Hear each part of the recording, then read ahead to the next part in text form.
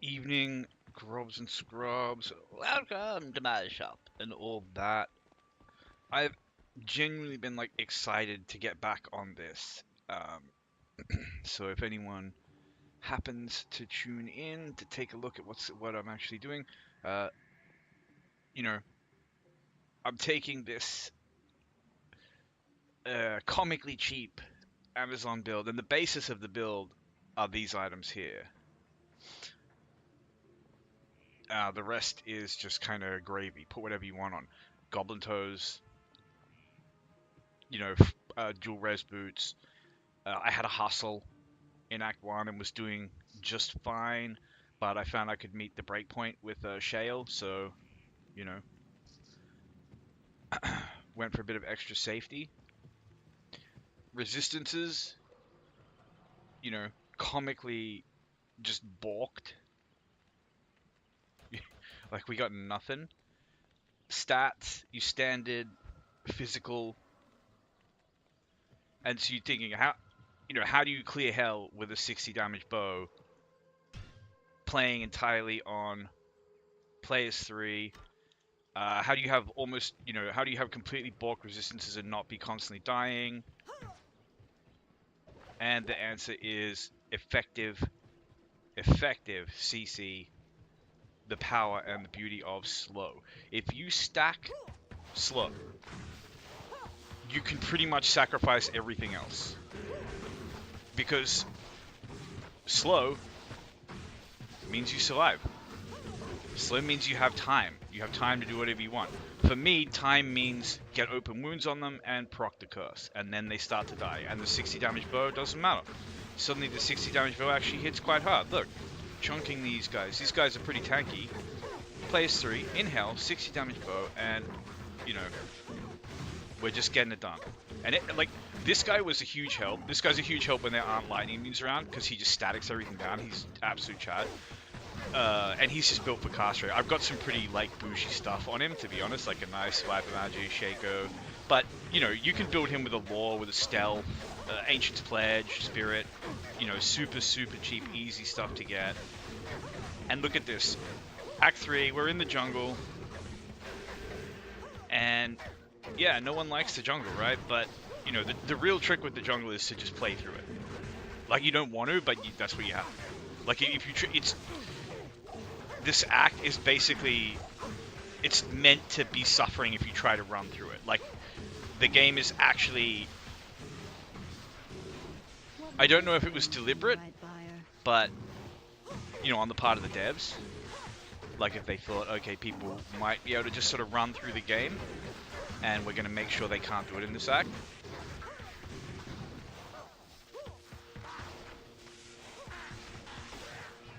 And look, it just kills stuff.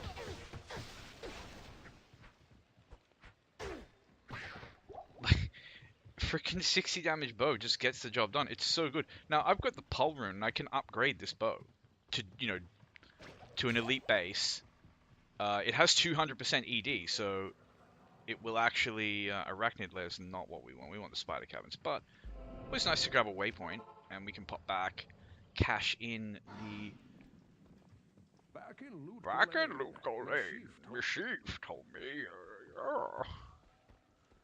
if you put 3 Mars bars in a Heraldry Cube, it will turn into a Snickers. And if you put 3 Snickers in a Heraldry Cube, it will turn into a Mars bar.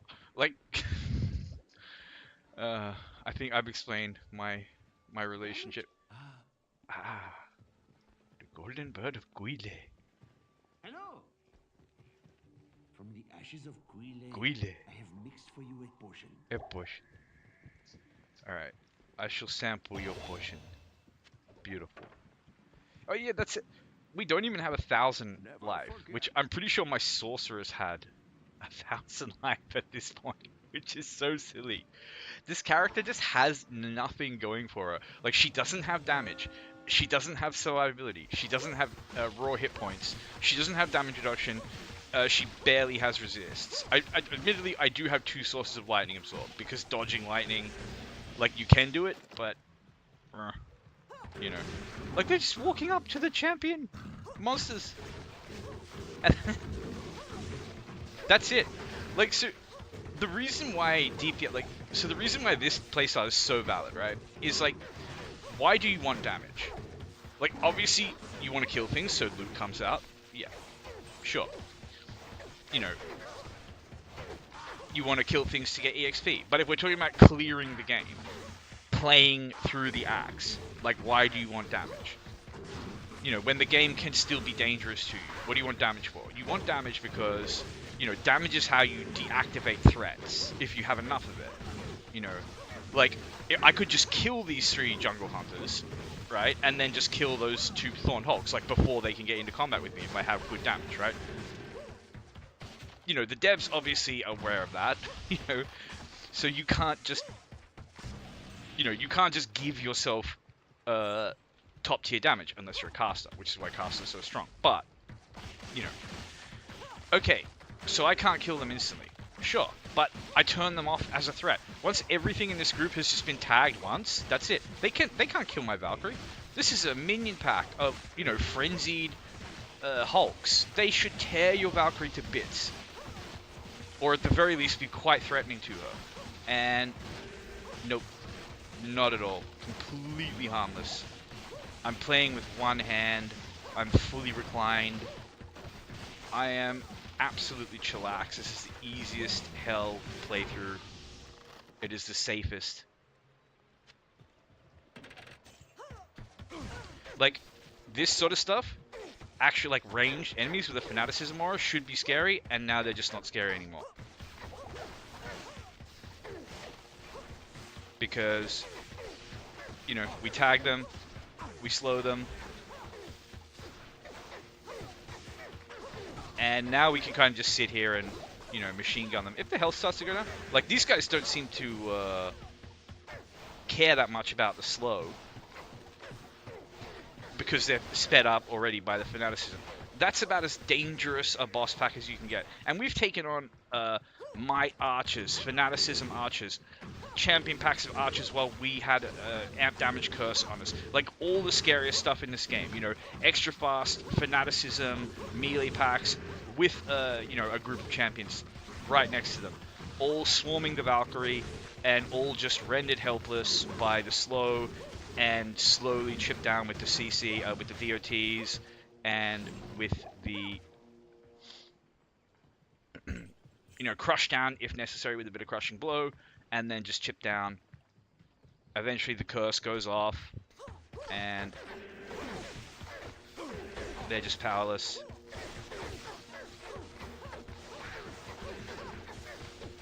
And yeah, so this is how I thought the jungle was going to be. Just chill. Like, the clear time's going to be slower than, you know, some areas where the mercenary can really help out, but because, like, if you're ever struggling for AoE, like, but you've got a character who just lives, like, you're playing, you know, a dog, wolf, you've got, like, huge amount of leech, you know, all you need to do is just physically run into combat and start leeching, and you shouldn't really die. You can. There are some things that will just overwhelm those defenses. Like, look at all this stuff that's coming up after us, and it just can't do anything. And we just slow everything. We spread the open wounds around, spread the curse around. Like, the more enemies there are, the happier I am, because the more value I get out of Pierce and the more value I get out of the curse. The only thing is, I do like, you know, them all to be in a nice cone for strafe. So we don't really want to be surrounded. But that's okay. You know, as long as you tagged everything, it's safe. And, like, look at this. He's just bullied. Like, what can you do? Stop hitting yourself. Stop hitting yourself. Stop hitting yourself. Like, we just put them in a corner and make them eat ants. And, like, tell us, you know... Tell us that, you know, that we're their daddy. Like, they just have to admit it before they can get out of the corner. And then we never let them out of the corner. And then we shoot them with 75 arrows and they slowly die. Like... I love it. Like, if you've ever played a melee character in this, like, through, so this is what I just did. This is my therapy after playing through with a barbarian. Because when you play a barbarian, everything bullies you, and it's, like, unacceptable, and I hate it. And of course, we know that that's not how it feels playing a caster, but playing a caster is very frantic. especially a sorceress. Like, you know, if, like a summon Necro or something, once you get going, that's the most chill thing. But, you know, everyone knows that, like, that's stupidly OP. Like, look at this. This guy should be scary, and it just doesn't matter. They have Might Aura.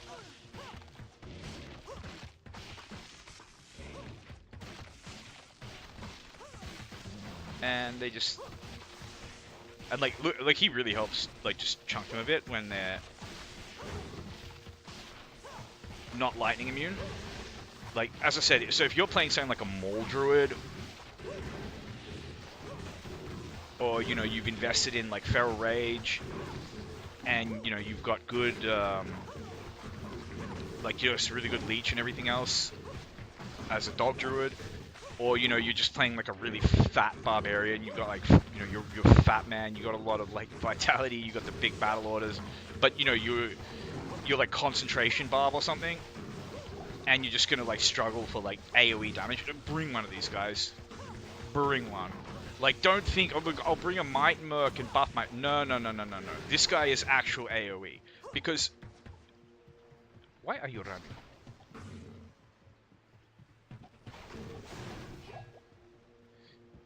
Yeah, so this guy is actual AoE. Because he has... a level 23 static field with 18-yard radius.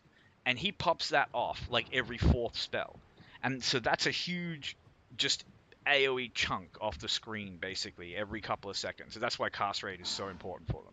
So like, don't even like if you're playing with this Lair, you're slowing everything up. Nothing's gonna kill your mercenary.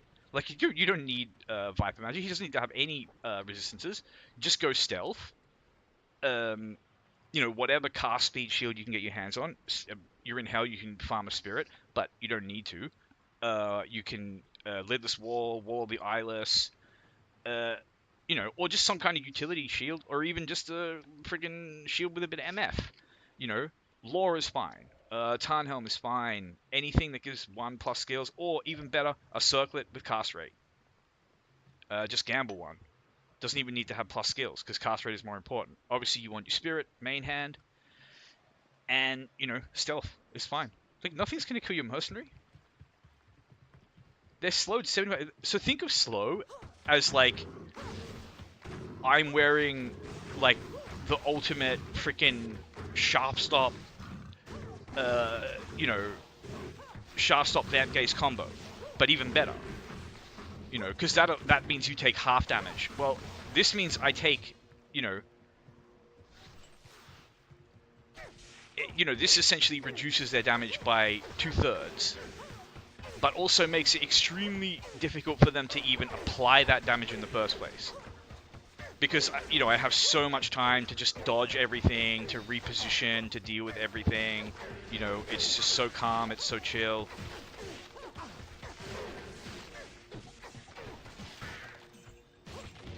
Yeah, this is what we want. We just want everything in front of us. You know, we just want to get value out of Pierce. We want to get value out of the Curse.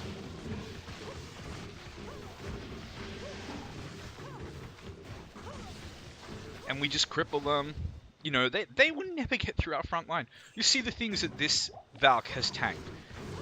And then, like, oh, they killed the Valk. You know what I mean? Oh, okay, they killed the Valk. Like, the Valk is a mercenary you can resummon. It's so good. And, like, just put points in Valk, man. Like, I know you can cheese it with Amazon, you know, the armor room word piece. But, like, don't mess with your quality. Like, what do you want those skill points for?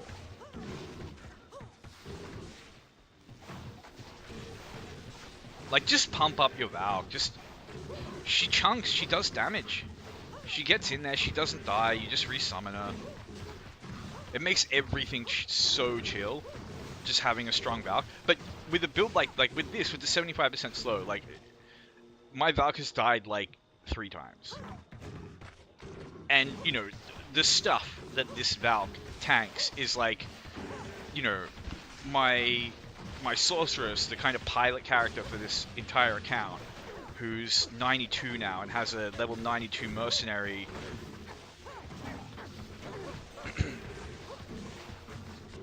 You know, with some like really solid gear on him. like, he will die so much quicker when a bunch of like really serious stuff, and like you have to use a lot of teleports to like reposition him and stuff like that to like keep him alive against the tougher boss packs. Meanwhile, this Valk is just up there thugging it out. And I could have a Desert Merc, and that's probably the better way to do this. Is like, get a Might Merc or a Blessed Aim Merc. Might if you upgraded the bow, Blessed Aim if you kept it at this level, and just go ahead and chuck a hustle on him and do the hustle. Because attack speed is great. Attack speed means more curses. Attack speed means more open wounds, more crushing blows. Like, this is the worst place to be here, just actually surrounded, strafing, because like you get no value out of Pierce, you get locked in these really long strafe animations, it's super dangerous, and yet, where's the danger? Where's the danger? There's no danger.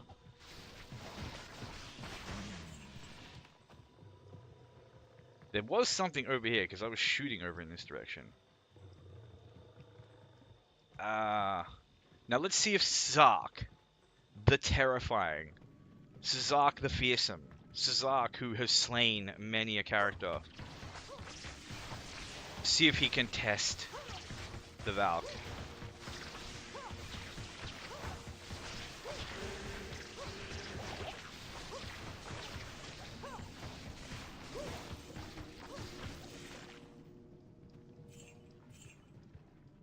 Like, you do not know how much I struggle down here as my Berserker. Alright, here we go. Oh. They are on my mercenary. We're actually kind of getting sandwiched, which I really don't like, but we can come back. And yeah, let's just reposition the Valk here, because I don't want to get too close to that guy's lightning aura. And look, this is a lightning enchanted, extra fast boss pack of freaking spiders. One of the most dangerous enemies in the game, in one of the most dangerous, dungeons in the game. Like, normally coming down here is like a brown trouser moment if you're not, playing a really strong character or stacked to the tits with the best items. And yet, my trousers are fresh.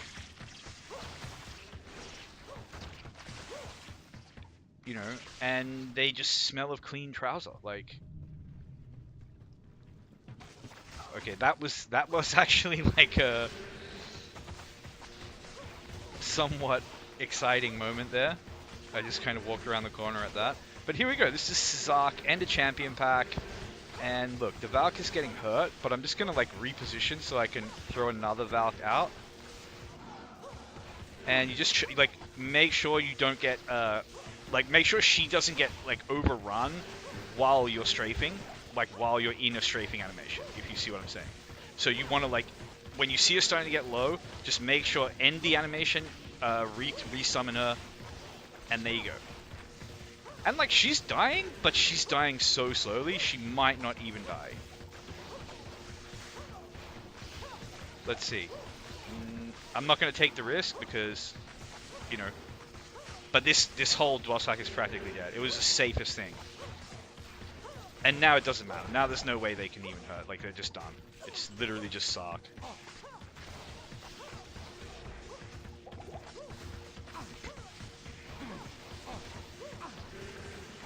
And yeah, we just shoot him until he gets the curse on him. The curse strips away his physical immunity, so he can take physical damage. The curse... Oh yeah, so we do have this here. I mentioned this. Such an underrated item. And look at that. Freaking Sazak the Burning just dealt with. No mas, no fuss. Give us Kalim's, left nut.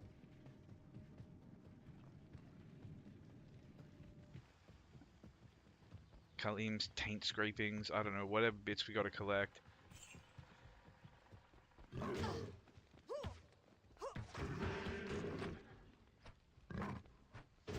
Like, look at the slow. Look at the slow.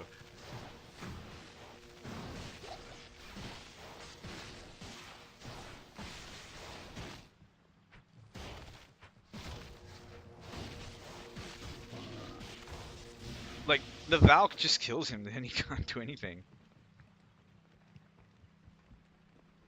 But yeah, if I find a good base for a hustle, you know, there's no reason why I won't get a Desert Mercenary. I kind of would like to clear at least one act with a Desert Merc with a hustle and like if I still haven't upgraded the bow, then I'll go Blessed Aim.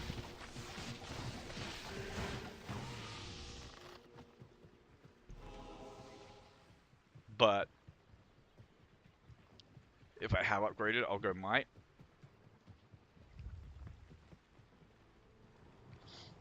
No skip.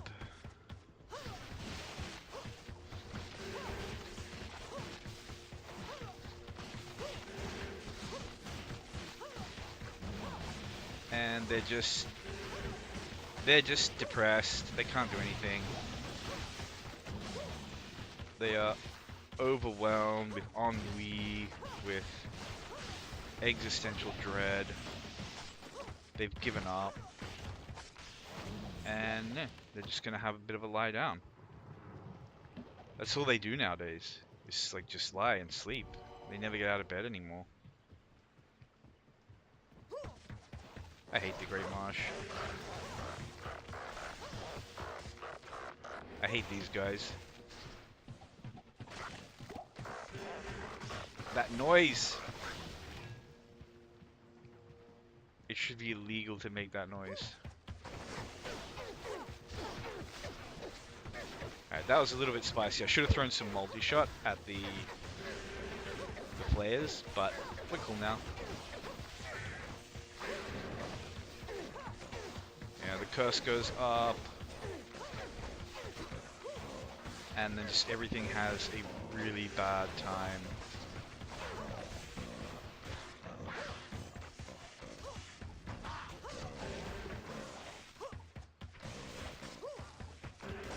Bonk, bonk, bonk, bonk.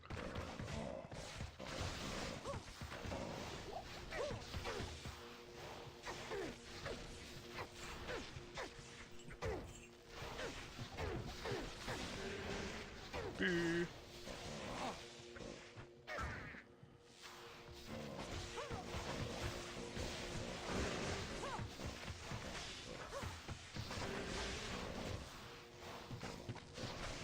Knockback is a really weird mechanic that's not super reliable, but the combination of knockback and slow on a fast-firing weapon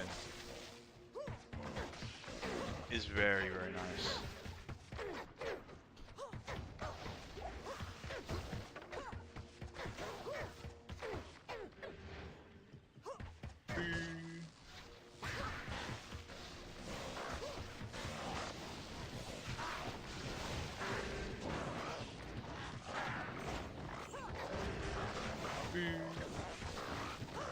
Nope.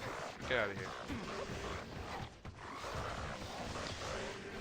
So this was one of my Act 3 worries. Just that it was going to be slow, because there were going to be a lot of areas where, you know, just not very choke pointy, if that makes sense. And that's where we really thrive. But, look, slow and safe, not a problem. Slow and easy, not a problem.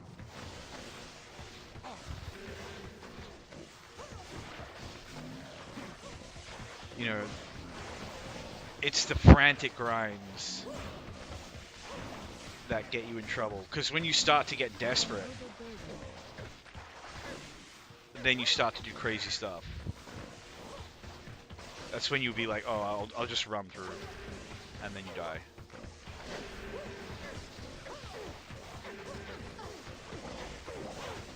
And it's no matter how horrible it is, like in Act 3, like this is just how you kind of have to play it. Like if you're a sorceress and you have some fast cast, Overburdened. and you know, yeah, you can teleport through, but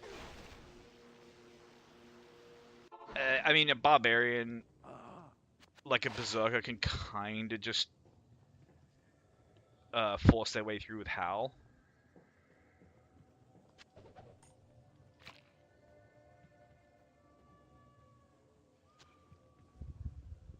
There should be another chunk of... I was going to say there should be another chunk of Colleen, but no, that's not true.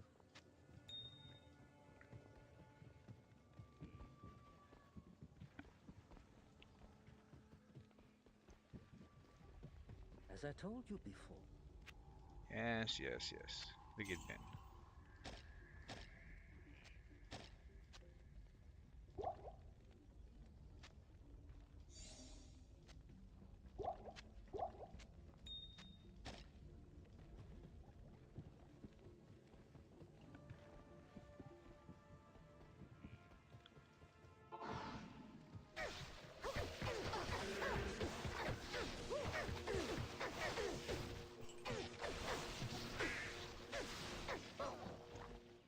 Bonk.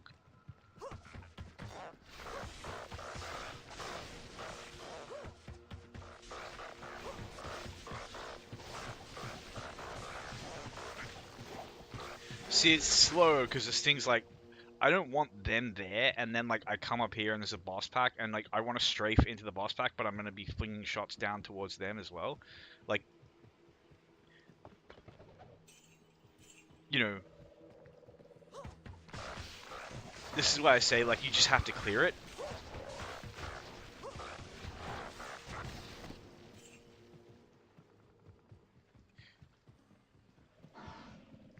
Like the ways to have a good time on this act, just clear as you go, just accept that it's gonna take a while.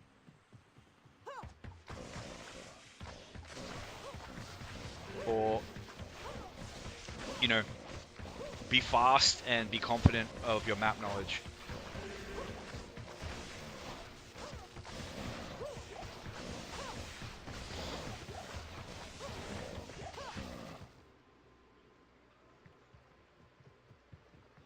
I just love how close I can stand to these like boss packs of zombies.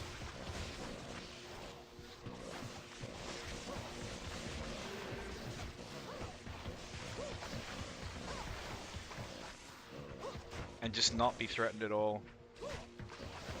Like melee enemies are just switched off. Ranged enemies are still a threat, but can be like heavily mitigated as a threat. Casters, it's kind of a mixed bag. What is with all these freaking zombie boss packs?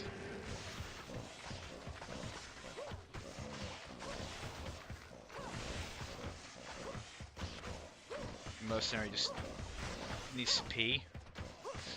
He's done. He's back.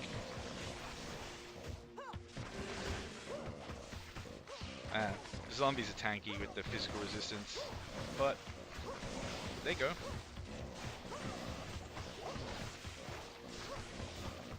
You know, when it's this safe and this easy,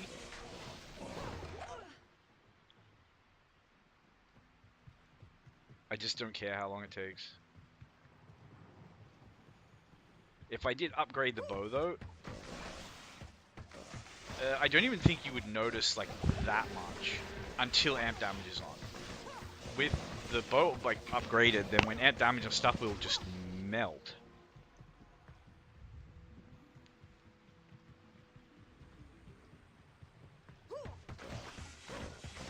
And it's like, it's tempting to just bypass these, you know, because they're slow, you know, they're not really going to chase you, but it's just like, I might have to come back here.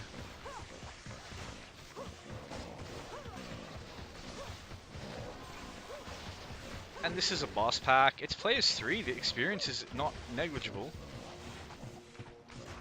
This guy's tanky.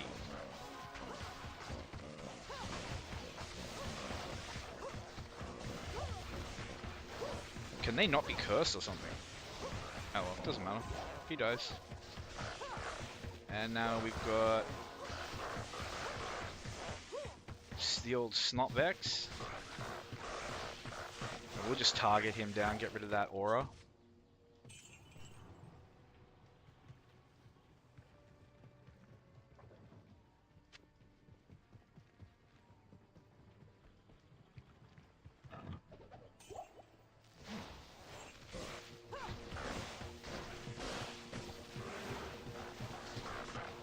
And we could just like solo bully this guy with tracking arrow.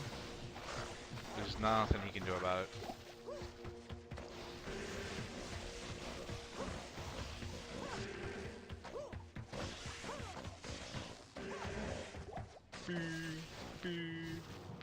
Like that sound, like playing as a barbarian, it's gone from like one of the most hated sounds to like one of my happiest sounds, you know?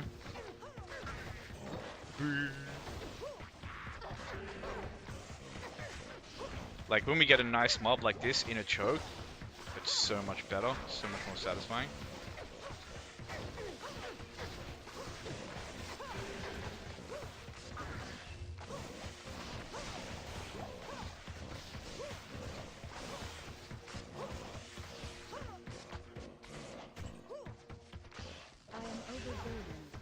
I'm gonna see if that armor will make a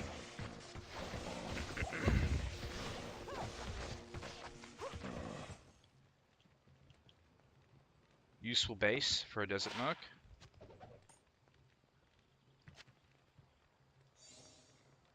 Ah, ethereal. I could roll sockets into it, I guess.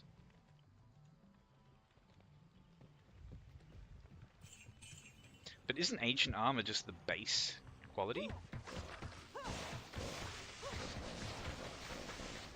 let's not.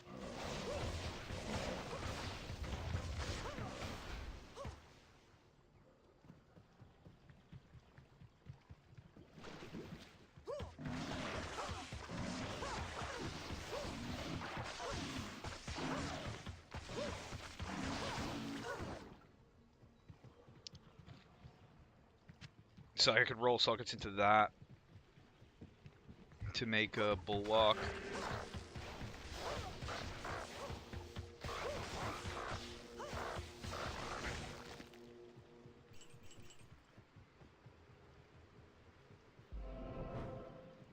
Got the Great Marsh Waypoint. I very rarely get the Great Marsh Waypoint.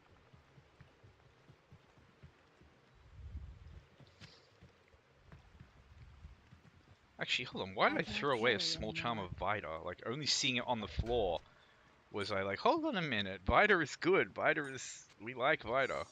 I don't have space for it, but... You know. Ah, it's pretty crappy defense.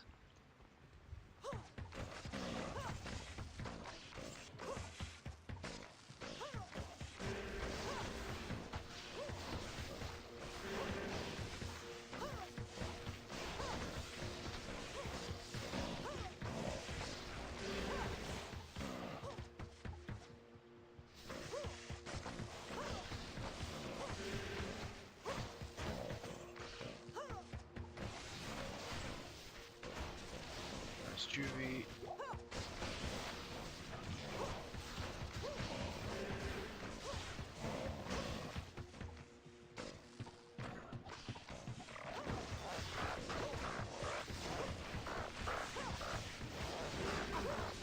This guy just comes out of nowhere and is potentially dangerous to me because I have negative fire resistance.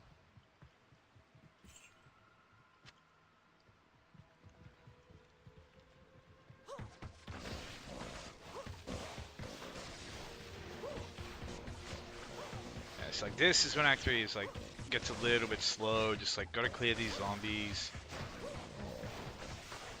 You know, gotta take space as I go through the map, but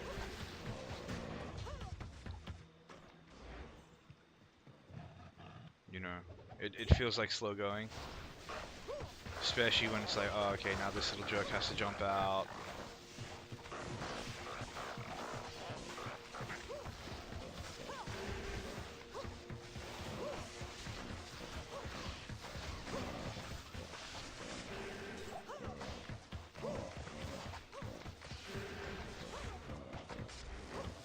But you know what? They say, do you want it done fast, or do you want it done well?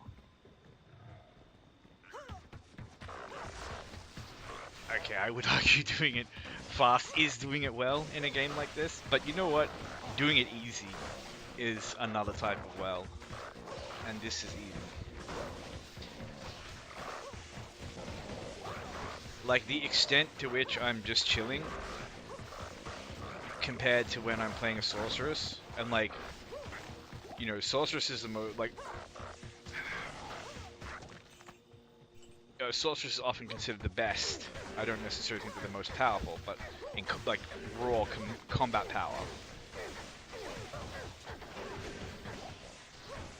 But widely considered the best because,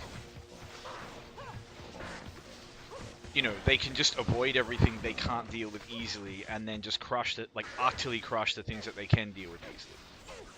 Meaning, you know, they're perfect when it comes to farming lucrative content, like Mephisto, like the Ancient Tunnels, or the Countess Tower or something, you know, just getting it done.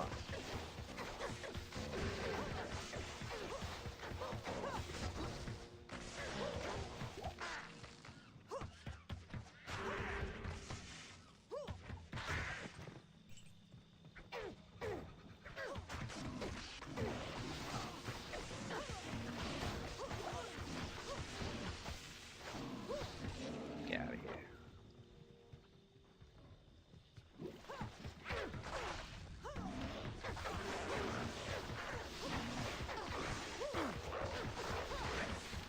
I don't think there's any reason to come down here.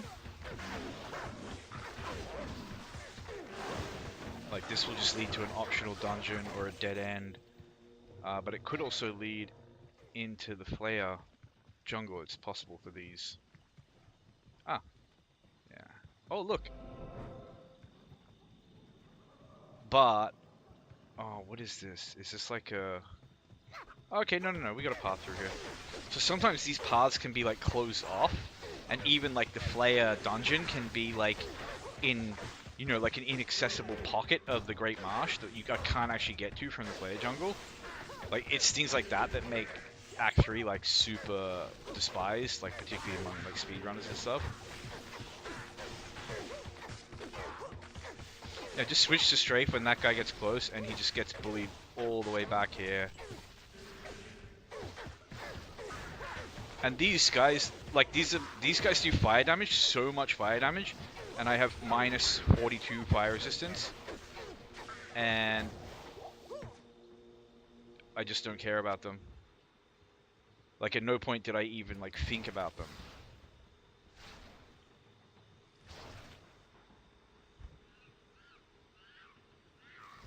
Like, you know, there was never a thought in my head of like, oh well, we're coming into, you know, Act 3 now. There's going to be shamans with inferno attacks. How are we going to deal with that?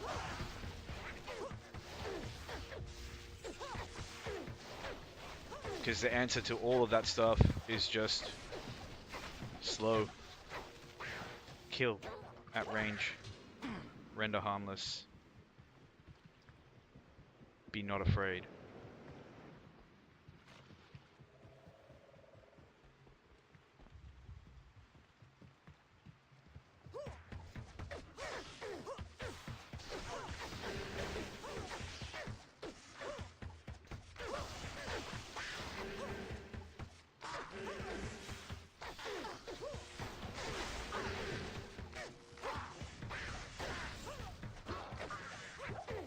And you just creep forward. Everything gets shoved back.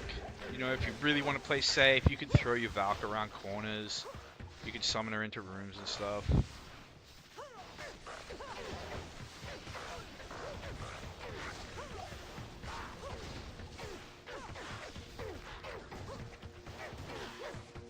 And the Val can tank the Infernos. She's a chunky girl.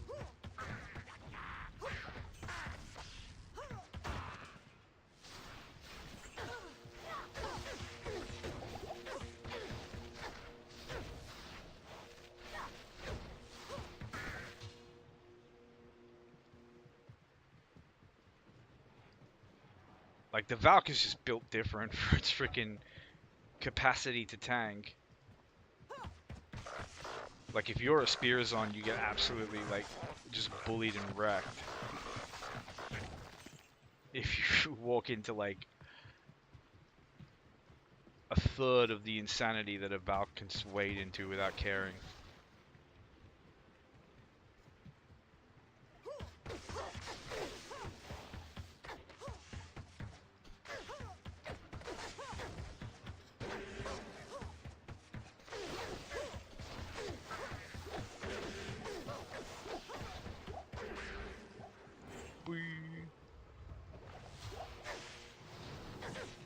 How do I get down there? I must have missed a trick here. I didn't check down there, but...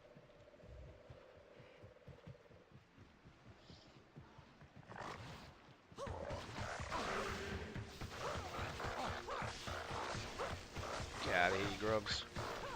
On your bike. Go on, Progo. Yeah, so like that's not a fight I want to take like there. I don't want to be standing between two groups. But now we just come back, the Valk aggro's you know, it's gonna be a little bit slow. Because of how spread out they are. But it's slow and safe.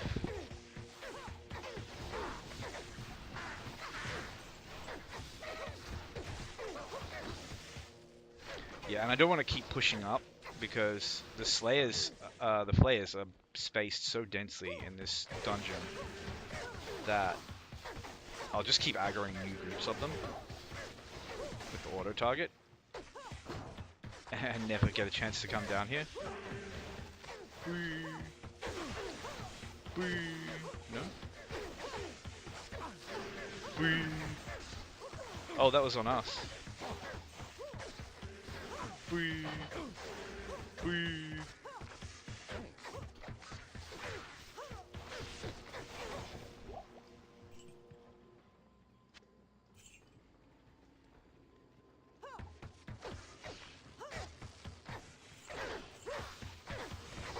Yeah, I probably don't want to be frontlining when I'm amp damaged.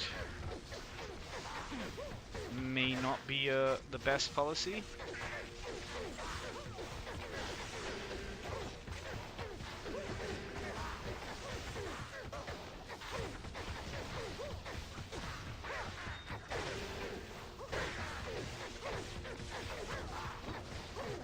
Look at the Valk, just absolutely thugging it out.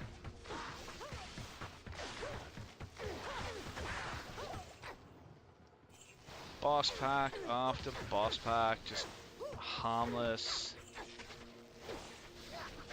I am overburdened.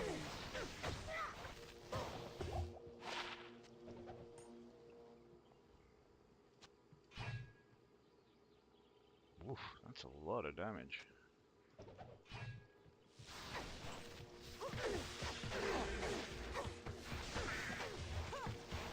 I was hoping that might be a Monarch.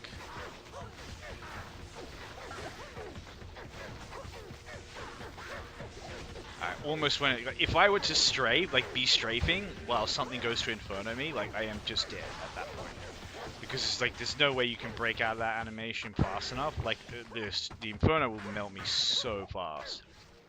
Like it melts you even if you have like passable fire resistance. We got negative. And I do have some absorb. Well, I have lightning absorb, which I consider to be like mandatory on this character. Or a character like this, because otherwise, yeah, look at this. Thought you were being sneaky, huh? I can't Oh, no way. That's actually like not the easiest item in the world to find. The Earthshaker.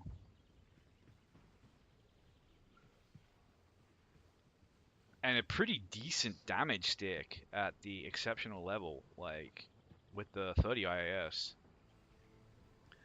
I fear I've already got one, but every time I see a unique hammer now, I'm gonna have a bit of a cry because of my 2 ethereal legendary mallets in a row, freaking uniques, just dirty. Game just put me through like 2 freaking character arcs in a row of like, you know, having to just recover my sanity and rebuild my life. Like 2 in a row, come on. Like, first it's like, oh, I see gold legendary mallet, you know, you instantly think, ooh, Schaefer's hammer, because it was Terrazone Mephisto, he can drop anything, right? And then I'm thinking to myself, like, you know what, even that other one, I would love that, with like the 50% crushing blow, like, hell yeah, sign me up. Like, I can't lose here, and then the game's like, oh, you can't lose? You can't, can you? Freaking ethereals me. And I go through this moment of thinking, like, you know what, maybe I'll farm a Zod rune. Like, just, you know what, game? You mess with me like that, I'll just lower Kurast for a month if I have to. Until I get a, you know, something to make this hammer usable. And then it's going to be, like, my favorite hammer. I'm going to use it all the time just to, like, insult you. But then I was like, actually looking at how it like shaped up compared to like, you know, good weapon rune words that use high runes, nothing even like, you know, of Zod level, but just high runes, and like even ethereal and Zodded, it would have been trash. And then that was just like the final. I was like, oh, and there's no mercenary you can give it to. Like, I could have given it to my I could have given it to my Pala that I'm going to do, you know, obviously I'm going to do a Zealot. I could have given it to him and, you know, just used it until it broke, but then that would have just made me even more sad. Wait. Oh, that's right, I've got to go around this way. Oh, this is so mazy. It's like the map is all squished and weird. So there is a Flare Jungle skip here, but then it misses the waypoint. Act 3 maps are just such a mishmash. But honestly, I'm pretty chill with this, because I do love to get all waypoints at some point. It's just like one of those like little chores that you can like set for yourself one day. You're like, I don't know, I don't want to do Mephisto runs. I don't want to do this, I don't want to do that. Okay, I'll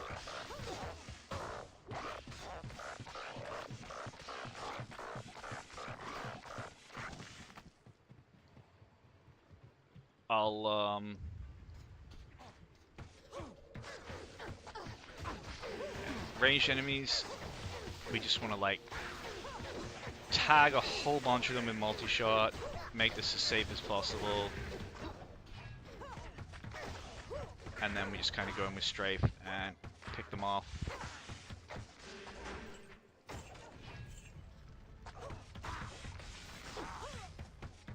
Shoot them down like dogs.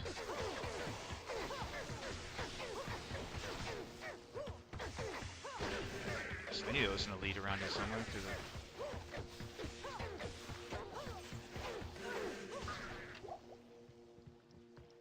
Off you go, on your bike. 60 damage bow, just doing the job.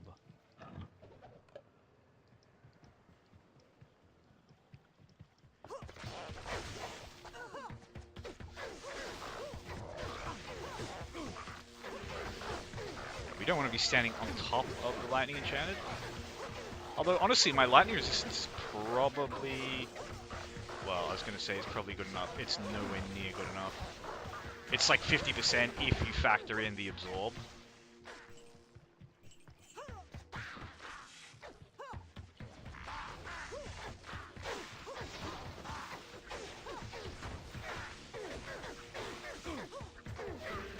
This is a messy position. But we'll just clear a bit of space and we'll come around and we'll get you know, we'll get an angle.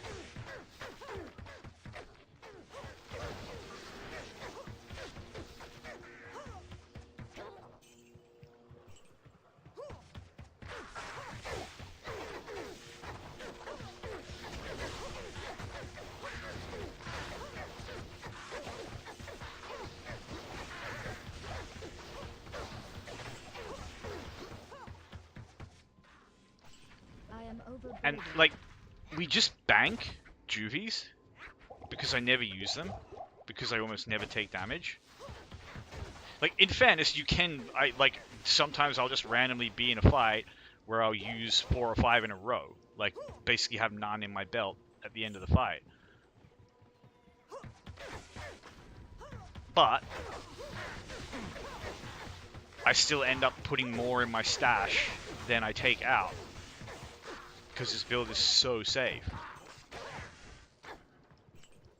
That's one of the things is like safety in this game just snowballs. Because when you when your build is like struggling, and when I say struggling, I mean like it doesn't have damage, but it also doesn't have CC. Like the health is yo-yoing, you're, you know, constantly in like threat of like dying, and it's like what you need to do then is like grind more, get better gear, you know, like you need some kind of plan, a respec or whatever. But you know, depending on like how close you are to the end, you can just grind it out. But like, so what happens then is like you start to get like you start doing like crazy things because you need the you know, like your resources are getting low, right? So it's like you're not going to want to use a rejuvenation potion because like you've got like the 3 on your belt and that's it.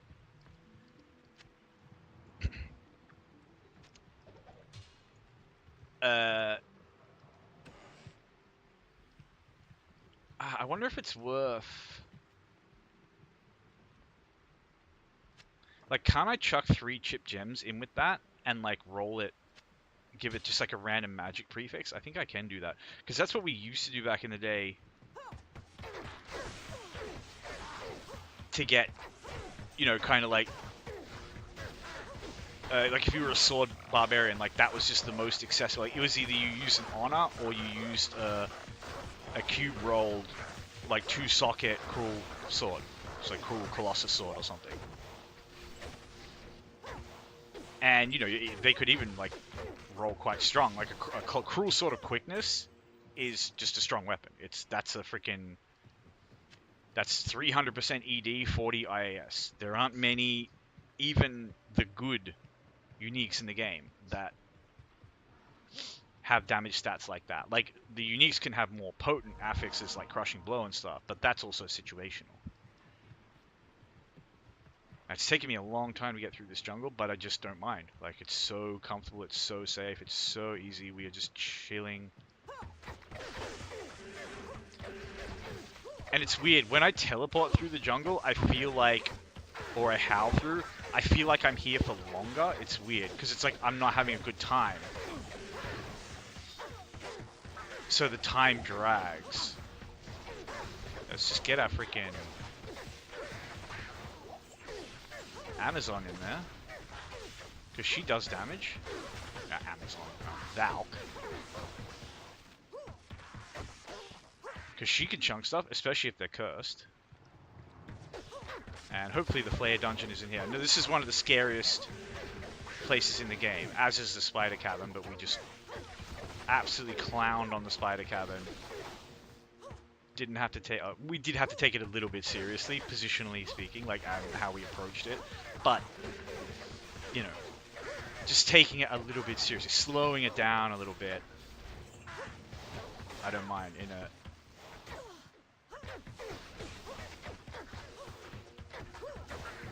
And all we had to do was, like, resummon the Valk a couple of times. For Sark.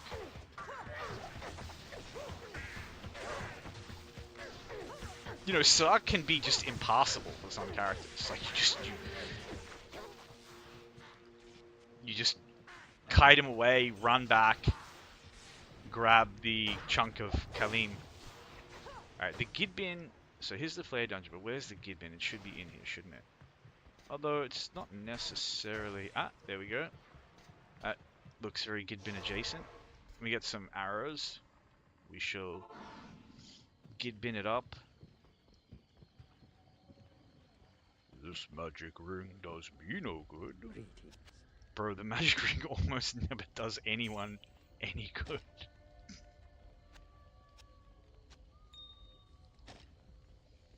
Freaking Ormus, man. You now speak to Ormus. His mama's name is Hormus.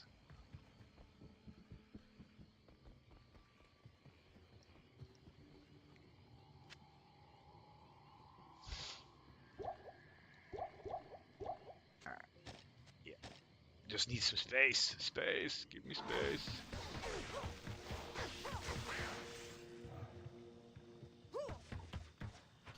Where is he? Whee. Oh, 2 packs. Okay. Ooh, that's a little bit spooky. But look, once they're slowed, they can't even kill the mercenary. I just gave him 1 juvie, and now he's just happy. He's happy, they're not happy, they're depressed. Blightbang is just depressed, and then he just dies of depression. 2 socket. Hell yeah, I can make a smoke in this for a desert merc, and yeah, that will be lovely. This dagger will separate the faithful from the fallen.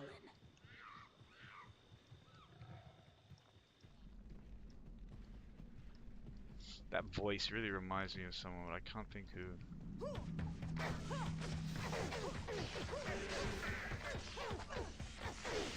Yeah, so I was somewhat worried about the flare dungeon because there are a lot of like tight corners, but as long as it's long corridors like this, it's just safe and comfy, safe and happy. We just go through. I'm not worried. You know, I'm not stuck in the flare dungeon with them, they are stuck in the flare dungeon with me. Ooh, please be ethereal with, I don't even know how many sockets, but a correct number. It's a hustle base for my boy, if I do want one. So, I don't know. I guess I gotta cube some stuff. Either way, I'm never gonna use that. I freaking hate two-handed axes.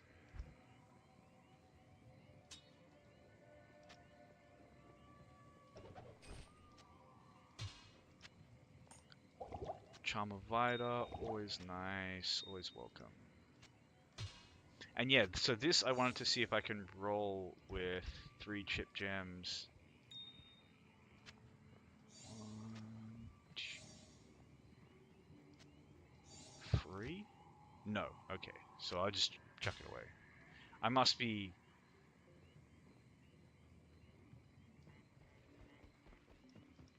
You have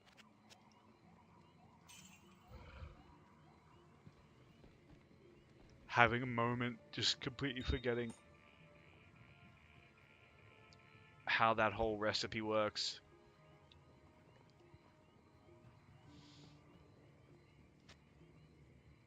Maybe I'll see if I can... Alright, let's see. I can roll sockets into that. And if I get a base that I can use, even if it's just a 3 socket, I can make a Lionheart or something. Although, does he even have enough strength to use the freaking thing? Because this thing requires 165 strength. That should be doable, especially if it's a Lionheart.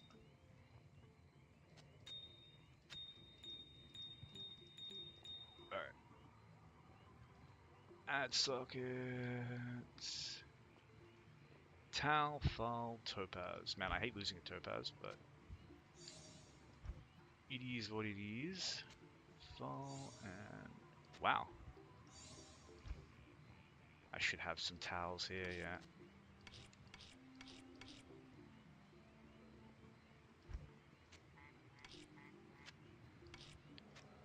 Bonk. So towel, fall, topaz. And yeah, I can make a Lionheart, which is Hell Foul for a Desert Merc. Now I just need to find a weapon and a helmet for him.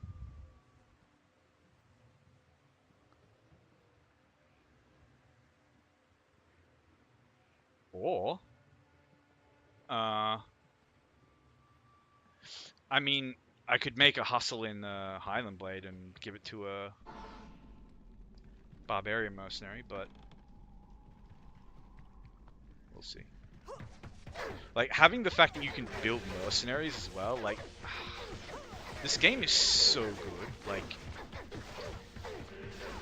the itemization in this game and the kind of the puzzle of itemization when you combine it with a mercenary and everything, like, it's so good. And I do understand people who like sort of say that Lord of Destruction took something away from the game, and I agree. And there are some like tweaks from between Lord of Destruction and OG Diablo that I really hope they look at someday. Like, even if that means, even if it means like Blizzard opening a cash shop or something, and then eventually making enough money from like selling freaking silly cosmetics or something in the game that eventually they have enough to justify throwing some some very basic amount of dev time at it. Because I would love to see like Whirlwind fixed. Like, Whirlwind is just a dead skill. You can make it work, but you need god level stuff.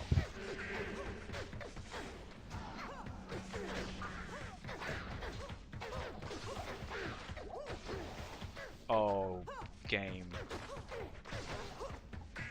Please don't drop stuff like that and tease me. That's a pretty good, I don't know, I was going to say that's a good black base, but you need... Yeah, the only thing, I don't think you can make anything in that with 2 sockets.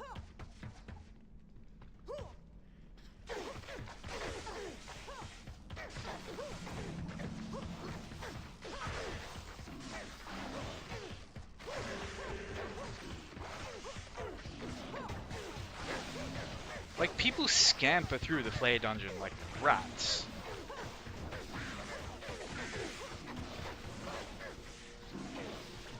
Because this place is legitimately scary. Be a ethereal? Oh, damn. I was going to say be an ethereal with like 3 sockets.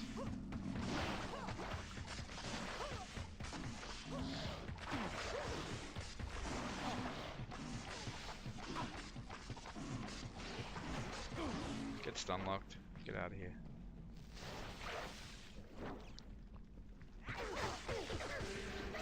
Oof, that was a little bit risky. Should have probably thrown my Valk around that corner, but... I mean, he was a lightning enchanted. He was very close, and I don't feel like I was being melted by the lightning, so...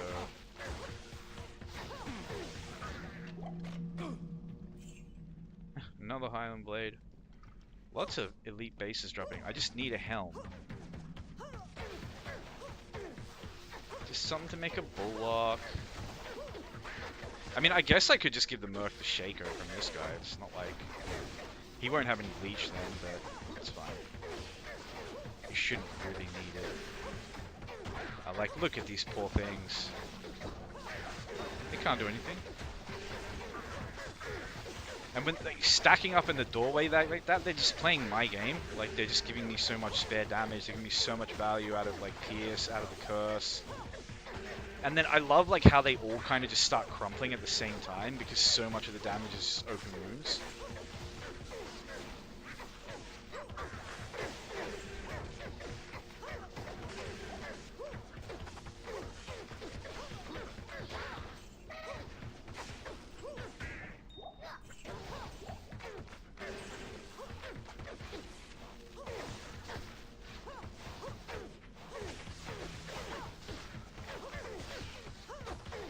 So it takes so long to kill like 2 players, but it doesn't take that much longer to kill like 20.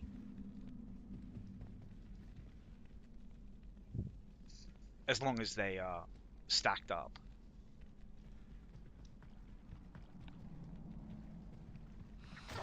Oof, okay.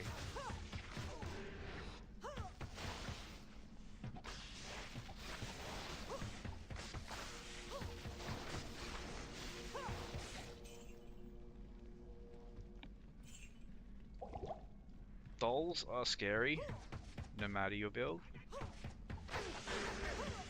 But if we can play the range advantage on them,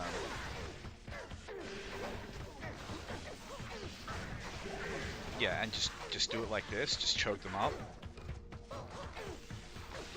and let the Valk walk in and just take the aggro.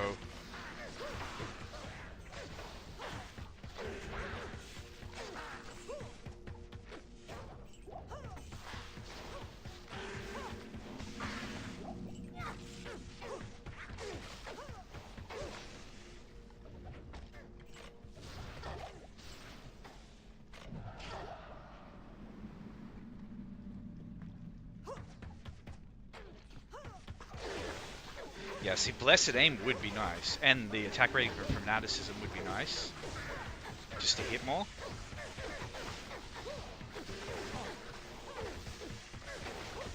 But like, look at this scary ass shit, and the Valk is half health now, but we pretty much killed everything, so she ain't gonna die. Oh, there's a lot of blowpipers there. Alright, let's just get a new Valk, and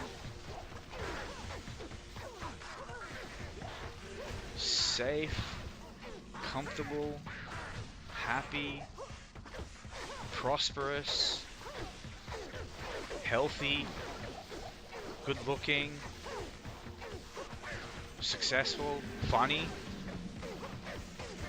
You know, we just have everything going for us, and they're just like, they're depressed, they're like, you know, battered in like Cheeto crumbs, you know? They have like embarrassing personal afflictions, like, you know, they've got like weird skin rashes that like the doctor doesn't know why they have them. Maybe it's just stress, you know?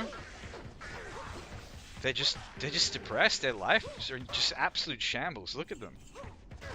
They don't know where to go. They don't know what to do. You know, they don't have like friends because all their friends are equally depressed. They can't ask them. You know, there's no one to help them. Everyone who could help them is equally depressed. Like, we're just spreading mental health crises through Diablo's minions, and they're powerless.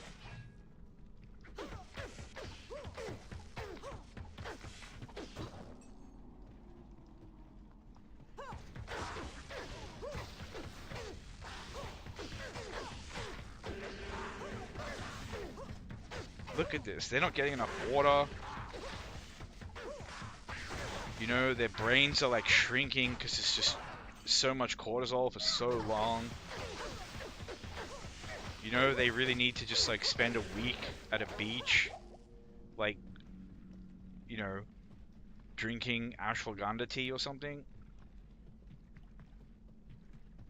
But it's not going to happen because they're never going to leave the player dungeon.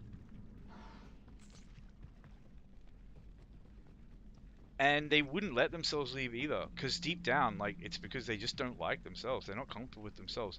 And, you know, if you were, like, green and bleeding and slow, like, you wouldn't like yourself either.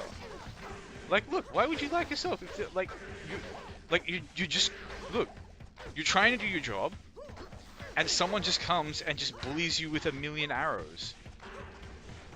Like, this guy, he used to be a Flare Shaman until he took an arrow to the knee. And now he's not a Flare Shaman anymore. He's no one. He's like a sad guy. He's like, I used to terrify people in the Flare dungeon. Amazons were particularly frightened of me if they weren't playing Javazons, if they weren't sensible, but they had no resistances. They were glass cannons, but they were more glass than cannon.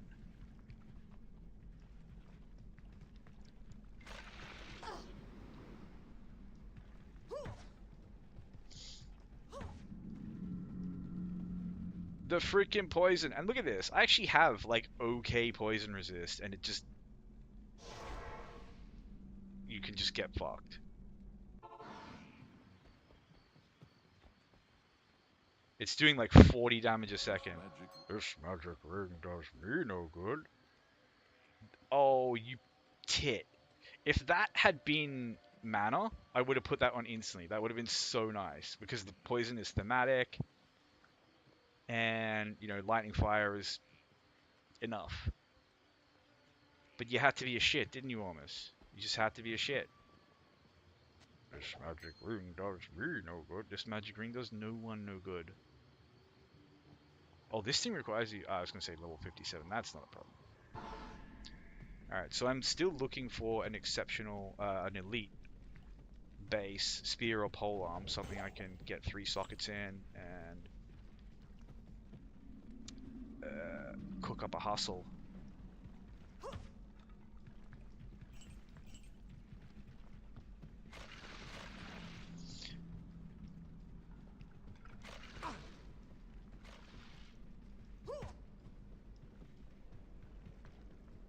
Man, I hate the Flare Dungeon. But...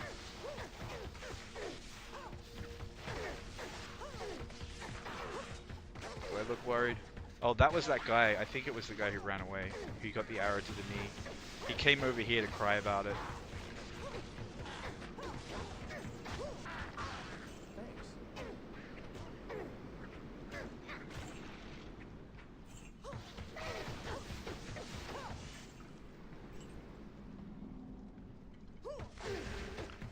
Like, they're gonna come into this, like, choke, and it's gonna suck for them.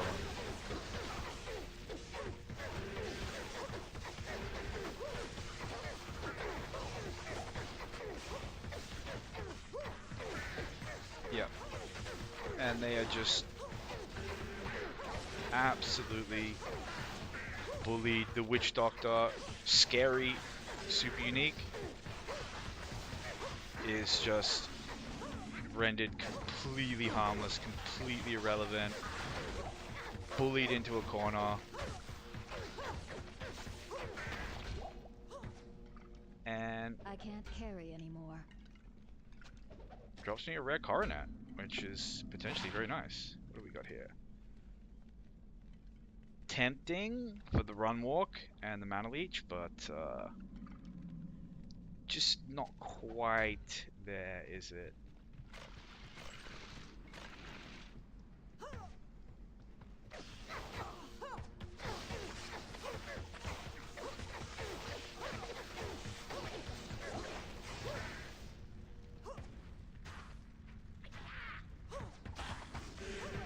Boo.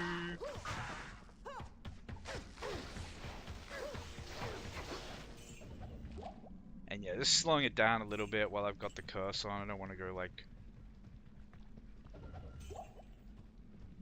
you know, running crazily into some big room. Where is the chest? It's usually around the Witch Doctor, isn't it?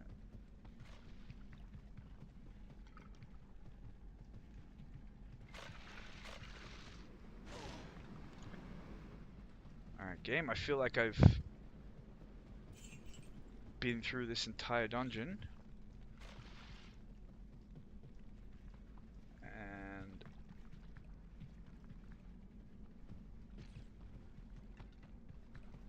okay. How do I get to there?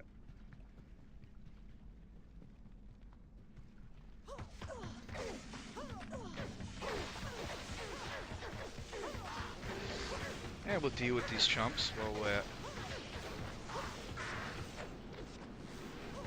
get out of here. Well, we've got a nice, safe sightline. And then it looks like...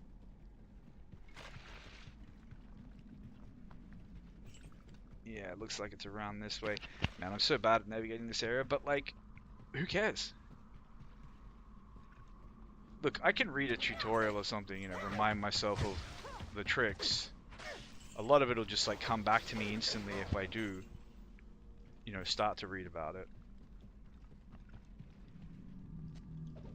potentially very cool rune base if it had good pluses.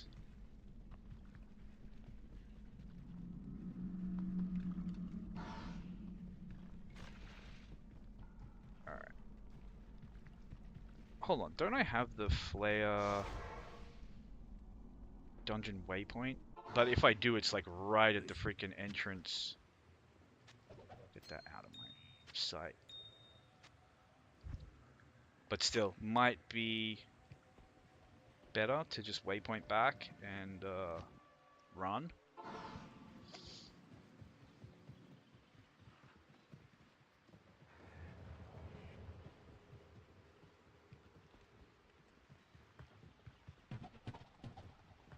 Thanks.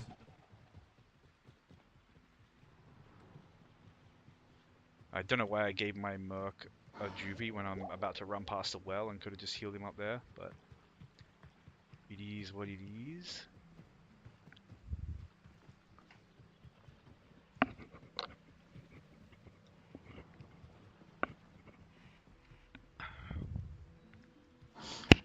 Have some water.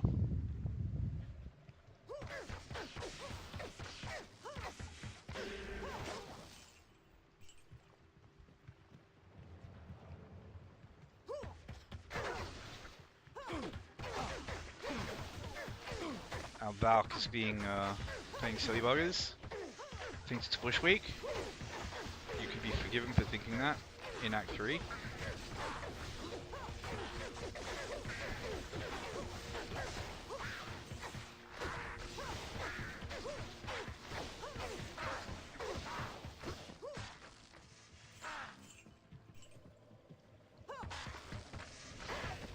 That was a bit scary, realizing that that guy just was still alive. Because, like, you know, one Inferno and I'm just melted. But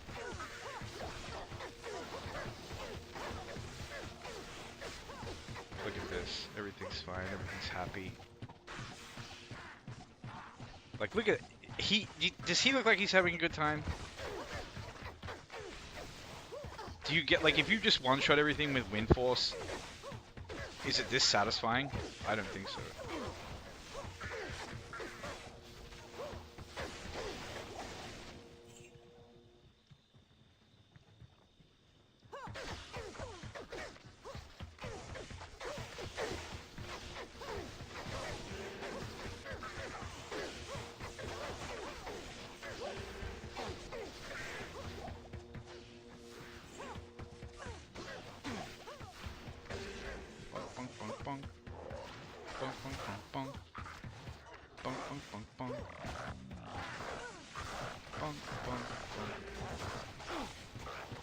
Yeah.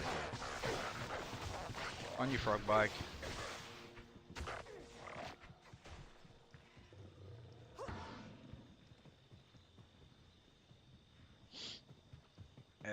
Floor gold usually signals that you are getting near lower crust. I hear Mr. Treeface. Treeface head brick. What's his name? Woodhead Tree Brain? Treeface Brickhand. This guy can be scary. How scary does he seem? Oh, this is Storm Tree. This isn't Treehead. This is... You're not Woodbrain Tree Dick. Get out of here. Yeah, I need to be looking at rares, because I do want to do, like, a rare only. Like, that's a freaking strong-ass affix to get on a rare. 79% bonus to attack rating. But terrible resists, so... But yeah, so I want to do a rare only run. Like, you know, pure...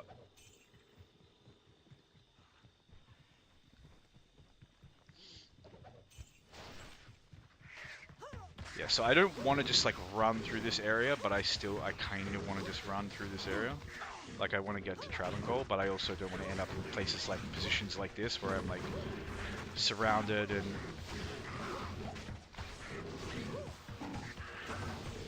not feeding stuff into chokes. But it's okay. We'll just clear it. That's what we do. We just clear it with a 60 damage bow, and it's safe as. Like, admittedly, I do this on players 8 with my sorceress doing lower Kuras runs, but like, the clear speed is not that much, like hideously worse. And you know, sometimes her mercenary just gets overwhelmed by these Doom Ape guys if they have like really strong affixes, but this Valk is not going to be overwhelmed.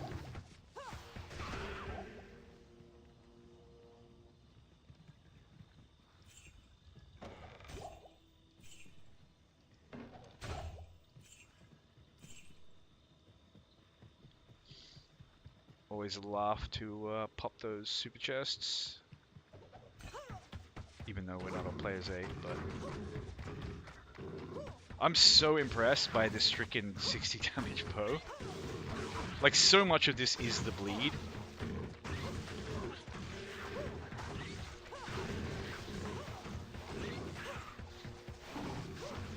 But like, look! I'm not even doing 1,000 damage.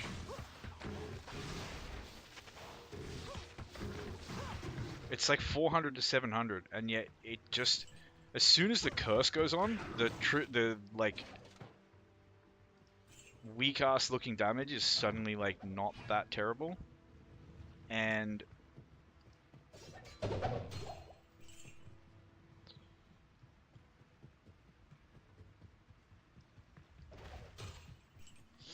you know, prior to that, you just have a kind of consistent chipping down with open wounds. What a cool find. That's Hellplague. Cool sword for Holy Fire Paladin.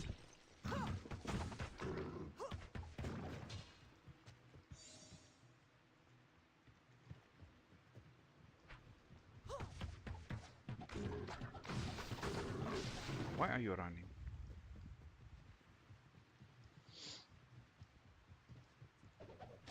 The Ruined Temple should be a good test, because things can be brutal in there. And the Council fight is going to be a real test, because they can heal each other. And that's one of the things where I'm thinking, like, I could just hit a wall, where I just do not have the DPS to get it done. But we'll see. Because I can upgrade the bow if I need to.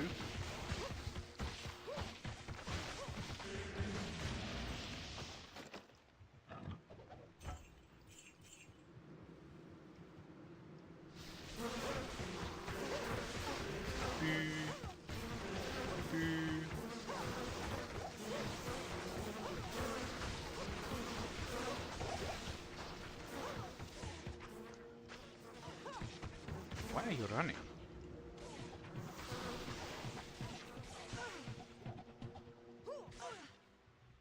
Oh, is that Snake Cord? This has got to be one of the worst belts in the game.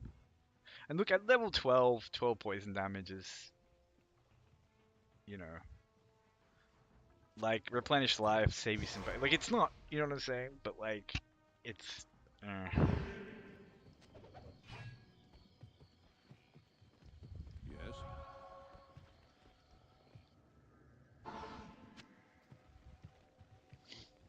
still a cool find. And to have instantly found 2 uniques as soon as we get into this Kuras area. I swear, this area just drops good shit. Like, you come here with a sorceress.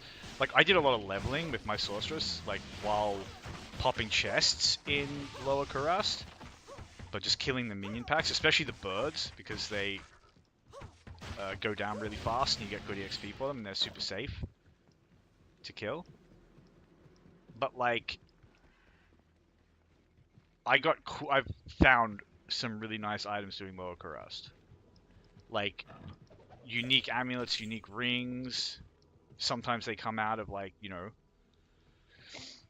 a log or something, but a lot of the time they just drop by monsters. I got the Frostwind, I think it is, the Cryptic Sword. Oh, did I not? Ugh, I'm so bad. Like, I hope I've got a good amount of arrows. Yeah, I do. All right.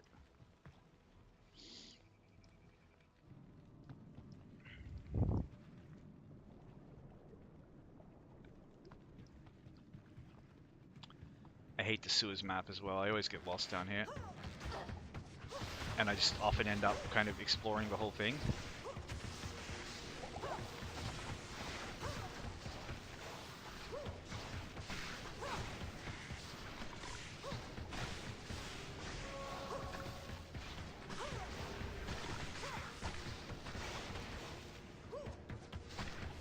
I knew they were going to be ancients.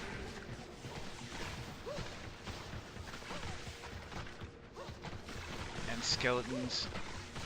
Just a bunch of stuff to like get on my tits. Because I can't leech off skeletons.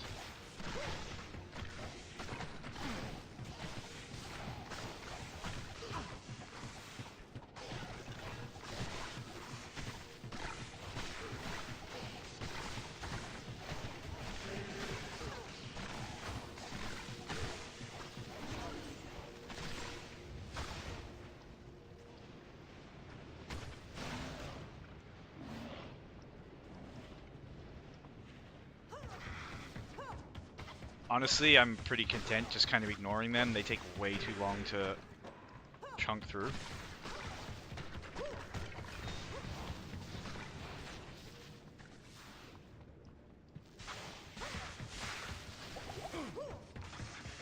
Yeesh.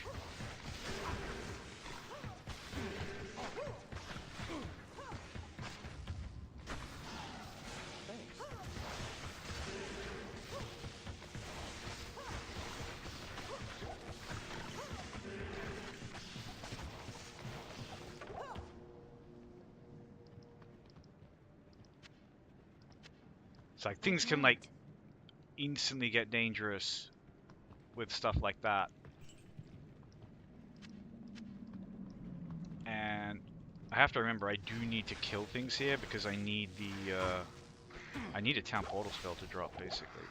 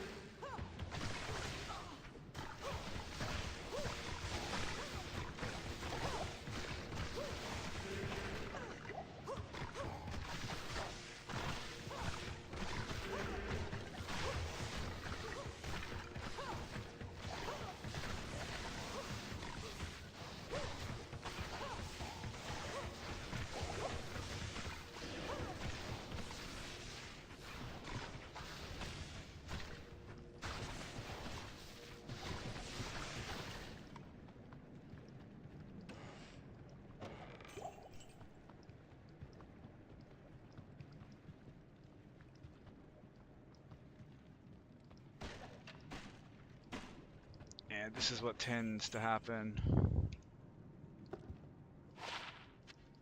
is I just end up going around like the whole sewer.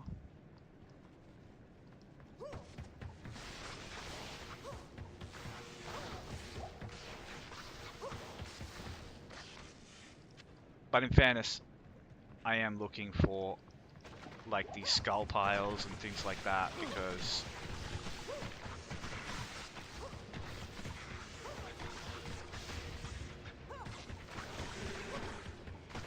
they can drop town portals. I kinda need a town portal.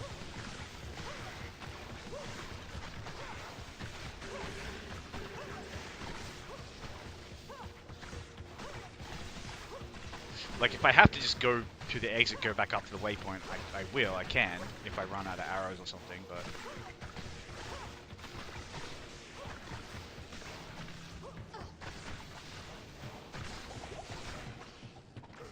these guys are so annoying.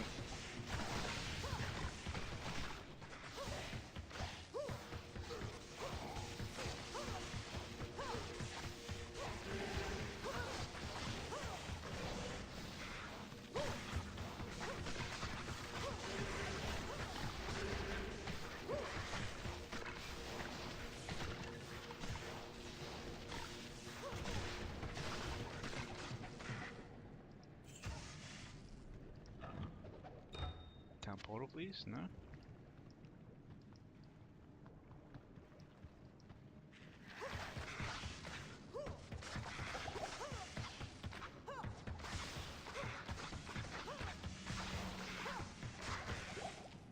Hey!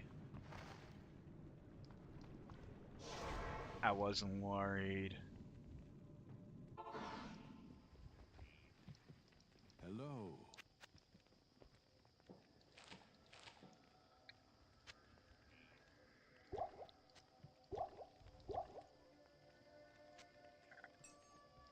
Now I can actually, like...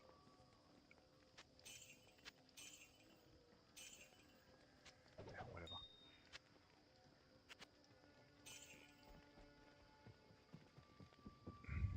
Now I can, like, focus properly on just clearing the sewers.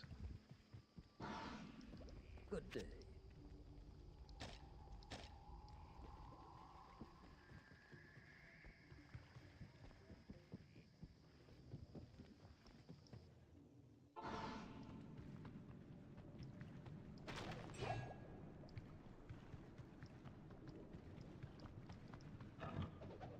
I don't know why I'm still...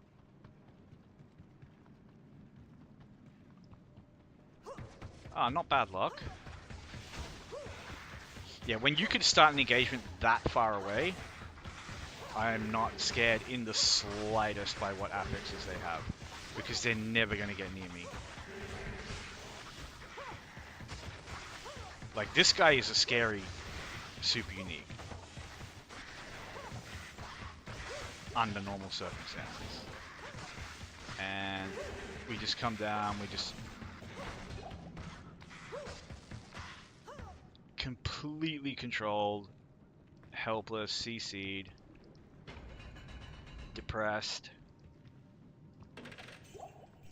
overweight, unfit, over-medicated.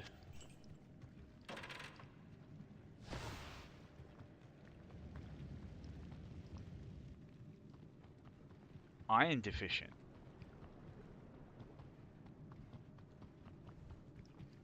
D12 deficient. You know, they don't go out in the sun, they don't touch the grass. And this has pooped me out in Upper Karas, which is not a bad thing, because I do want to look for the temples here.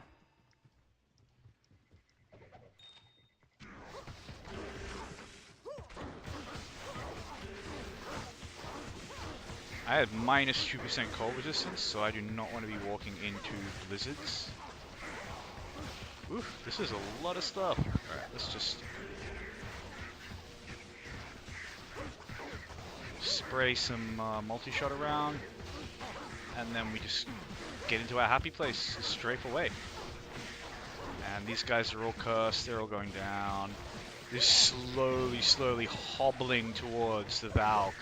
Like, what are you gonna do? Just lay down and die. Just give up, man. It's over.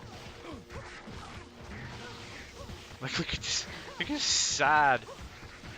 sad tree monster.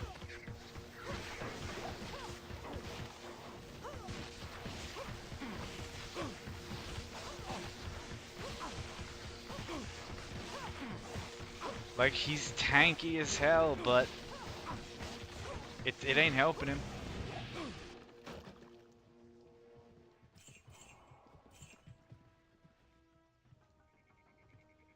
And we got a level, which is great. And I just don't feel the need to, like, obsessively pump vitality because everything does so little damage.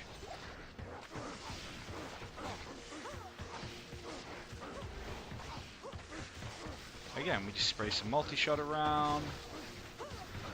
I shouldn't stand in the blizzard, because that's not a happy place for me to be. And I will be depressed.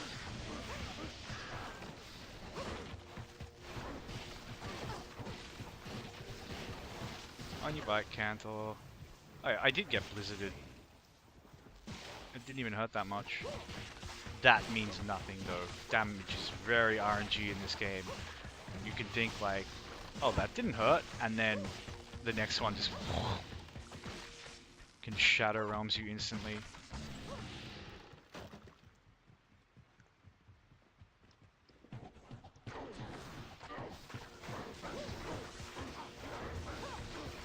So it's nice if you can, like, just skip this whole area, kill the High Council, and then come back to do the temple, and even the sewers if you need to, because once the council are dead, these Zakarum guys will run away from you. It's the Ruin Temple that I want.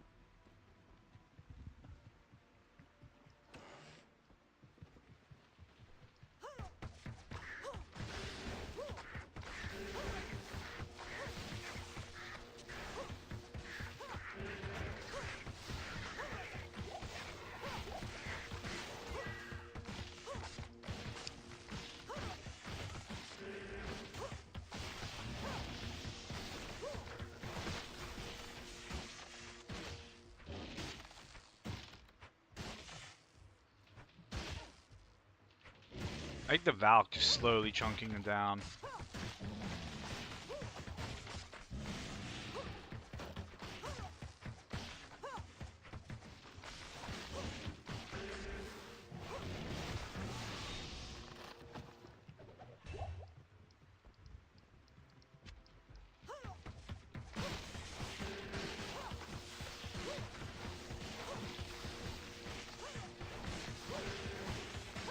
So one of the things that's like dangerous in this game is like when things take too long. And this is what I was saying about like running through. When things are like they just take too long, you get bored, so you start doing like stupid stuff to make it, you know, happen, to just try and speed it up, basically. You know, you're in like some deadlock situation where you're killing skeletons through a door, and there's like a boss pack of unravelers inside the room, and you know, you're just killing and killing and killing and killing. You're waiting for that like opportunity, and you know, at some point you just like get tired of waiting and you just run in, and then you realize one of them is like cursed. Oh, boss pack, nice, definitely worth killing. But yeah, then you realize one of them is cursed, and, you know, and now you're like cursed, you take a big hit, and you panic, and then, you know, you get hung up on skeletons and you die or something. Like,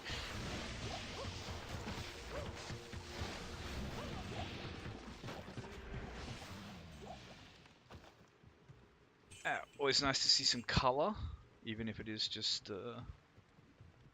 the old Kleggers.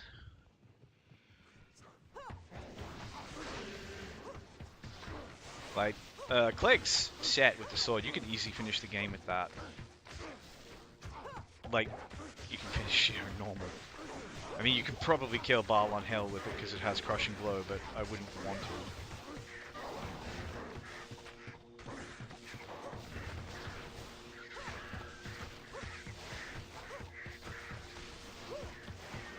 The problem with Clegg's is its durability kind of stinks.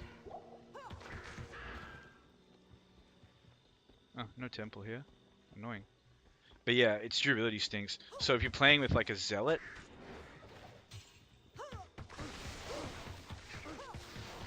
you're going to be going home to repair it like 4 or 5 times an act, which, you know, honestly, not that bad. Do not want to stand in that.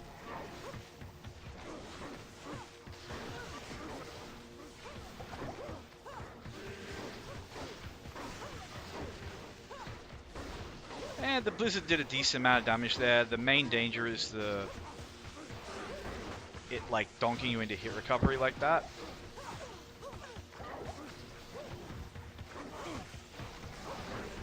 Anything that takes like a good chunk of your health can put you into like a really long recovery sequence, especially if you just, because it's all percentage based. So like the less health you have, the more vulnerable you are.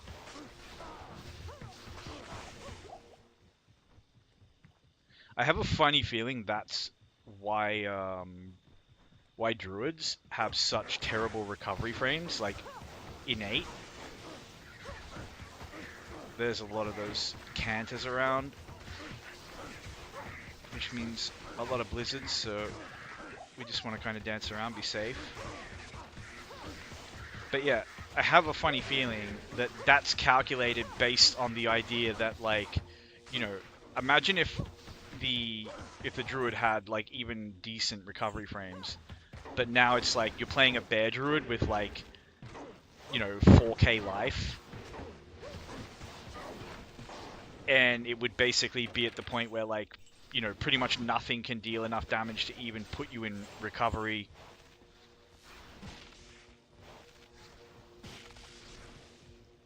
You know, all the recovery frames that you're going to be getting hit by are like going to be like really short because the damage is such a small percentage of your health. So I think them giving the druid like really comically bad recovery frames is, you know, to ensure that, you know, even if you're playing like a bear, oof, that lightning.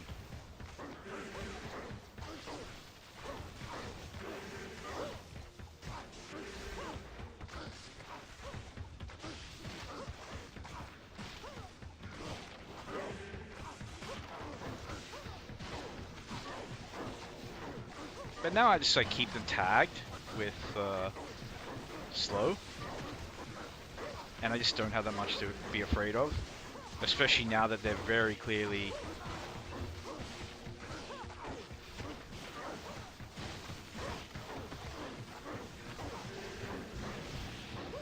this is potentially a problem though, than like just healing each other. I just need to get into a position where I can, yeah, either forcibly split them up or heal them both.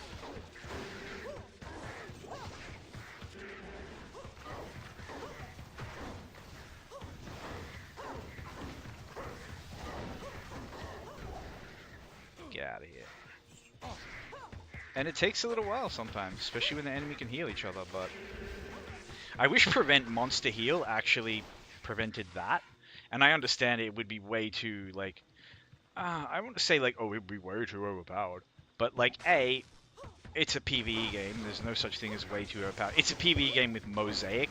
Like, we're already so far past the point of way too overpowered.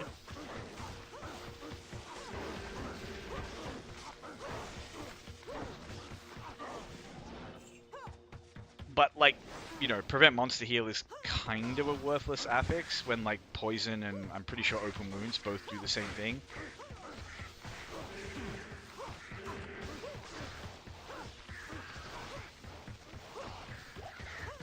Get out of here. The bird is not the word, my friend. Not today.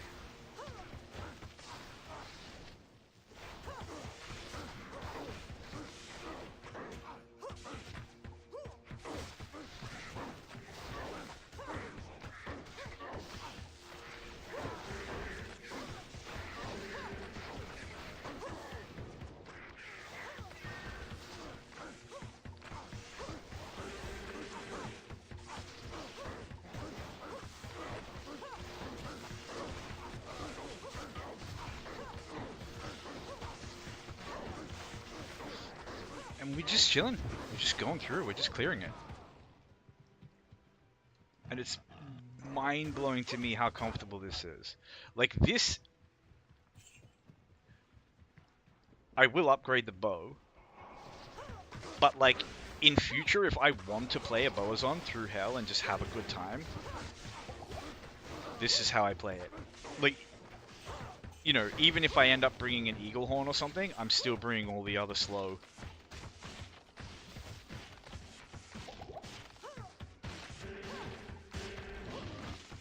I mean, what do these guys do? They're stone skinned, they're dangerous, they're scary, but yeah, we'll try to get a better angle so we can just like spray through more and get better value out of the pierce.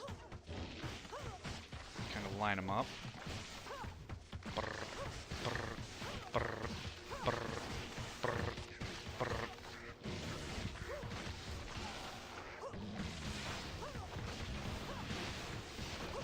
Like, look how close I can walk to these guys. These guys are dangerous.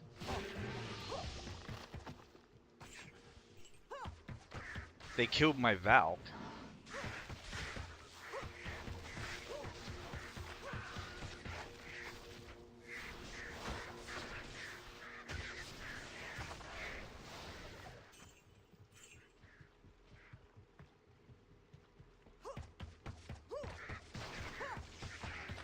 And another stone skin. And we have the game plan for the stone skins. It's like...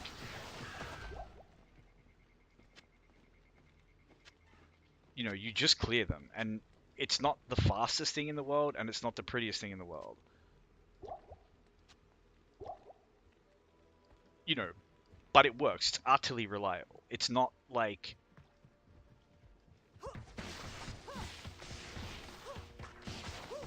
You know, oh well, my... You know, my mercenary has Holy Freeze and Enchant from Obedience, so I guess he'll slowly chew through them. Yeah, he will. Slowly. Man, still looking for temples. Where are the temples?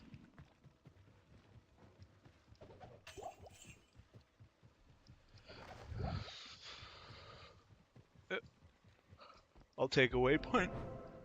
Man, it's crazy. When I don't look for waypoints, I find them.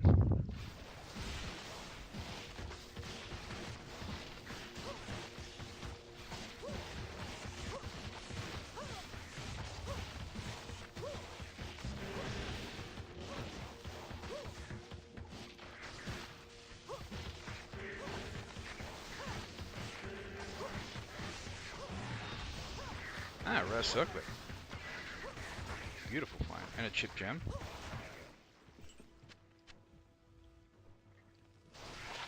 What do we got here? Combat skills, mana leech. Nah. It's cool, but...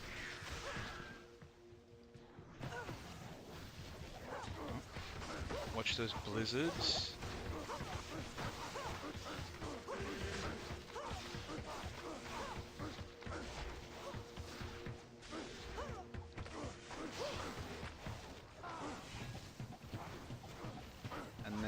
I want to pick these guys off if possible, but yeah, they love to heal each other.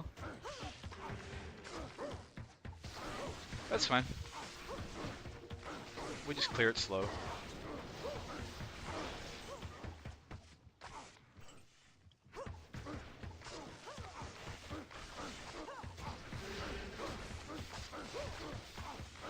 Nice and safe. They can't out-heal everything when everything is tagged with open wounds. You do just like slowly get on top of it.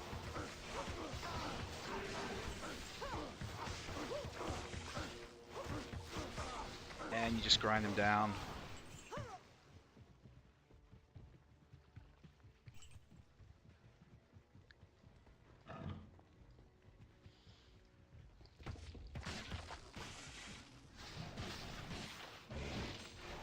Cool.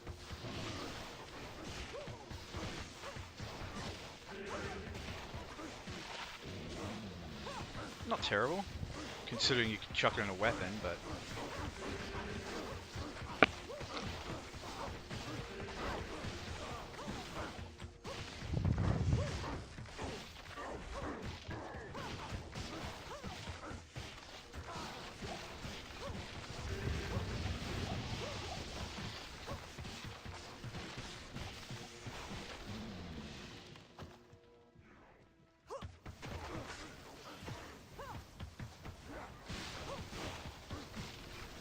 see if there's a temple here. Forgotten reliquary. No, I'm looking for the ruined temple.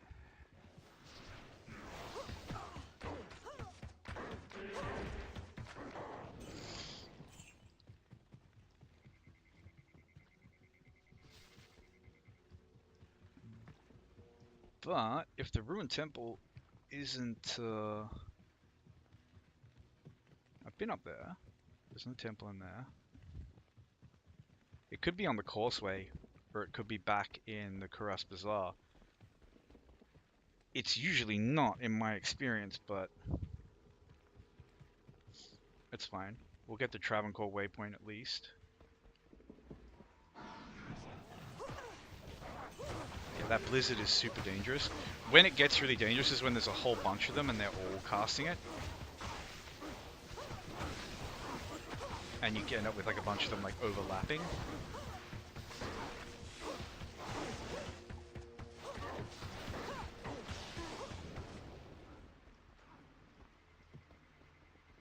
check the temples here. Ruined Fane, no.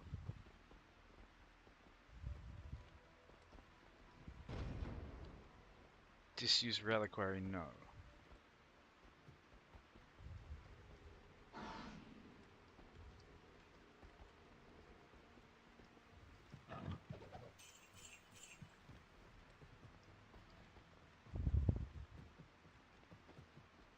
Wow, really quiet Travancore map. If anyone's curious, the Travancore waypoint is always in the same place. And this should be one of the hardest fights in the game.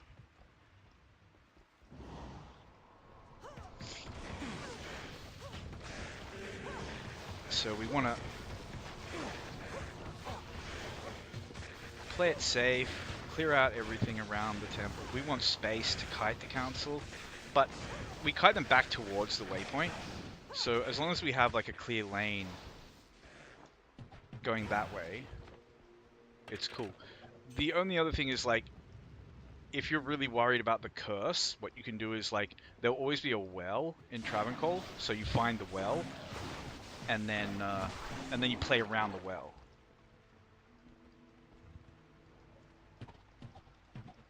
Alright. They have Conviction Aura, which is absurdly dangerous.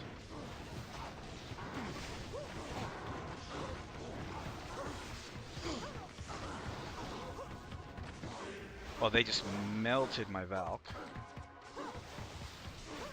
But the beautiful thing about a Valk, you just resummon her.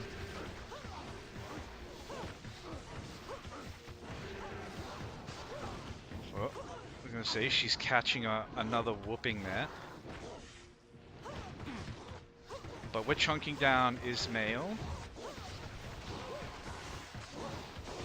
Call me Ismail.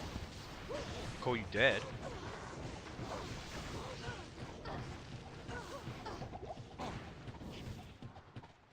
I want to try to chip this guy down. Yeah, down he goes. Now,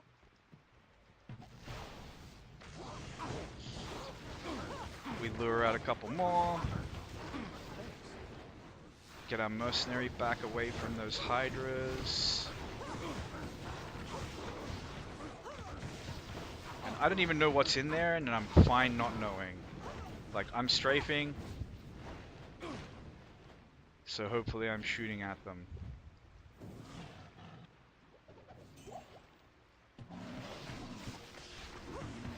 And that is ultimately exactly what we want. The council just getting peeled apart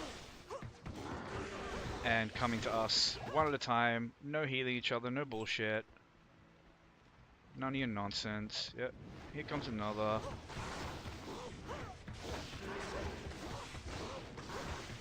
They're so much more dangerous when they're all stacked together.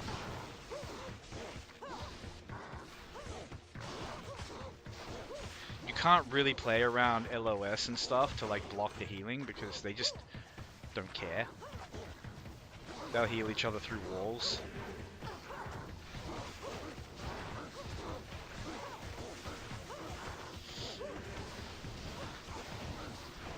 And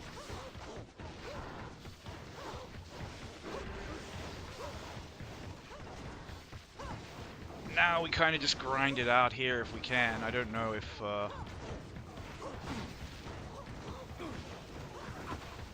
we may not have the damage for it.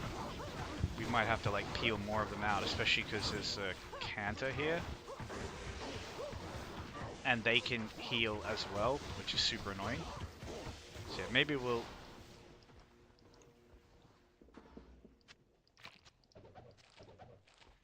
come back again. Yeah, come out. Come on. Come out of the temple. This is the problem with slow, is like slow.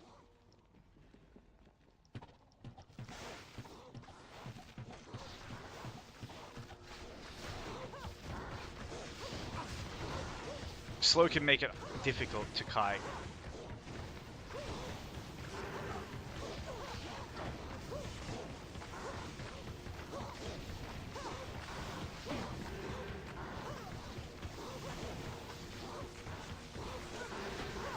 It's like, this is tricky, like getting in here, just sort of getting into the temple. Or even just getting to the point where you can see inside the temple. But we're about to pick off another. Like, there's a guy just consistently dogging us with Blizzard and like throwing his heals into the mix. Yeah, this dickhead. 2 of them, even.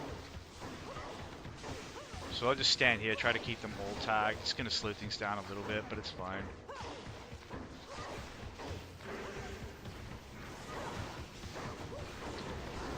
There aren't anywhere near enough council members to like overwhelm the Valk.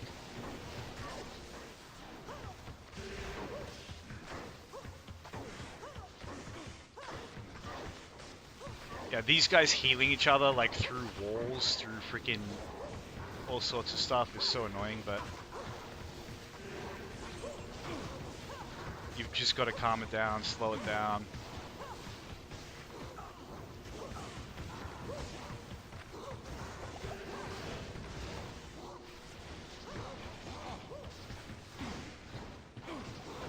Yeah, this guy is just casting blizzards like through a concrete wall, like.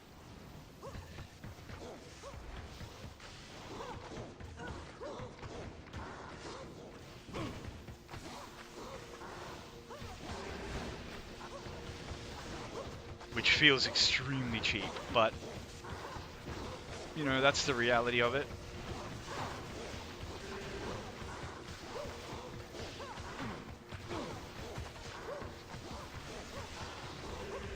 And this is one of the reasons why people say to like clear around the entire temple.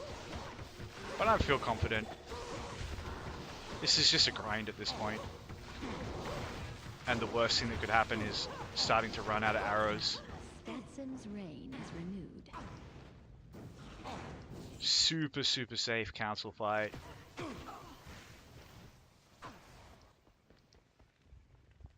I can't carry anymore.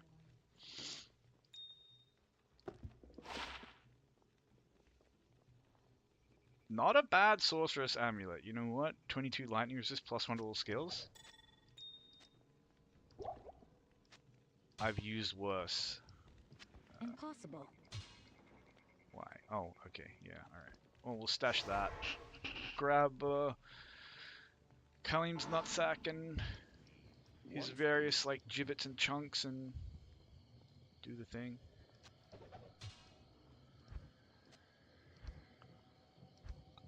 Oh, that's a quest item, so I can't put it in there.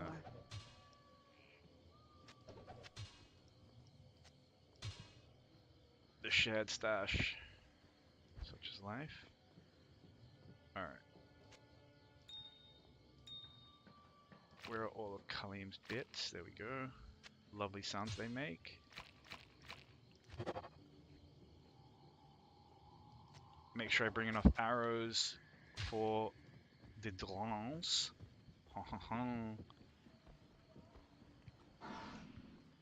The drones.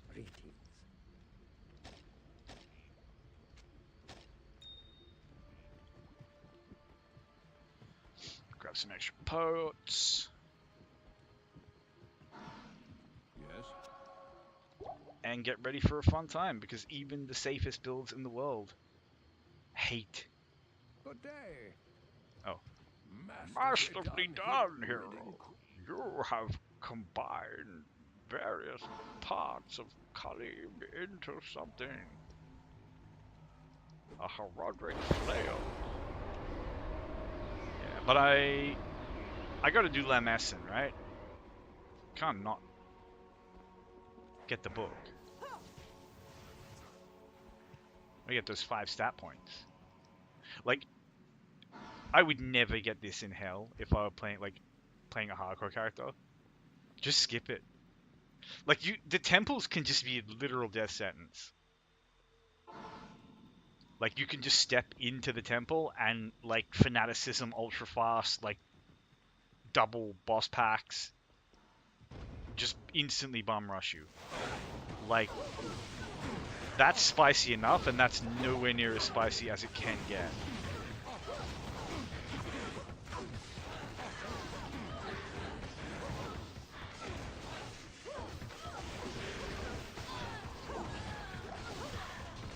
And we just need to like tag everything once to completely neutralize it as a threat. But still, just stepping in here was a bit of a brown trouser moment.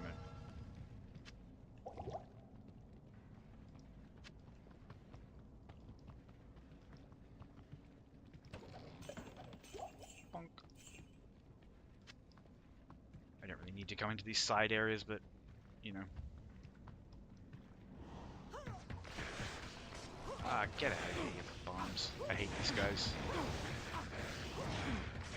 Like, one of the reasons why I hate these guys is, like, sometimes their spells are not even worth dodging, and then other times they'll fireball, like, you know, 2/3 of your life away.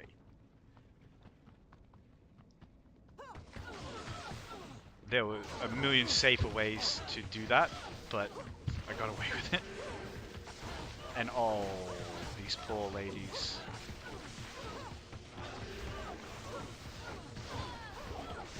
Just all cursed, all depressed, all unhappy, all regretting their life choices. Can't even hurt the summon.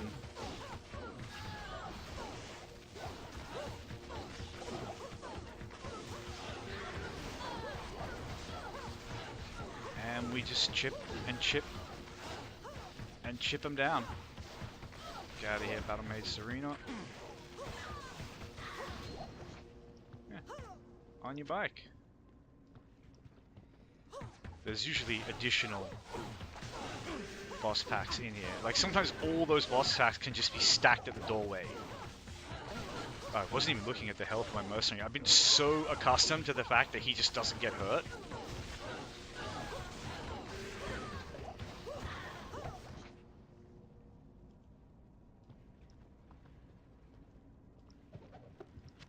And there we go. As I said, under normal circumstances, I'm not playing hardcore, obviously, but under normal circumstances, if you were playing through on hardcore, like, that's a totally skippable quest in hell. But if you had a setup like this, if you had enough slow, I think it's still, why did I go to the rogue encampment? I think it's still way too dangerous, personally, because literally doesn't matter what build you are. If the wrong stuff spawns around that doorway, Diablo. you just get exploded. But yeah, like, these are the most dangerous parts of the game, and we are just cruising through. Like, that council fight was grindy, but at no point was I, like, getting frustrated, like, feeling like they were just out healing my damage and I couldn't do anything about it. Like, trying to pull them out was a little bit frustrating, and then I kind of felt a little bit stuck when I, like, got in here and then had this dickhead, you know, blizzarding us. But, like, I could have cleared around the temple to be safer, and it's not like it was getting me to the verge of death or anything, so it was really more of, like, just a nuisance and an inconvenience than a big danger. And now we've got dolls, which, like, as long as you have range on dolls and can just tag them, they're not dangerous. But if they bum rush you around a corner or something, very, very dangerous. So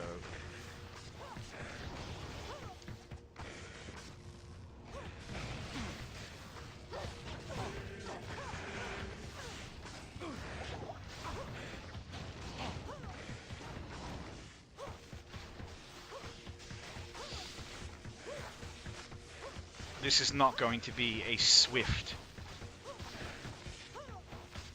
run through the Durance. I'm going to be taking this nice and slow, nice and chill, nice and relaxed.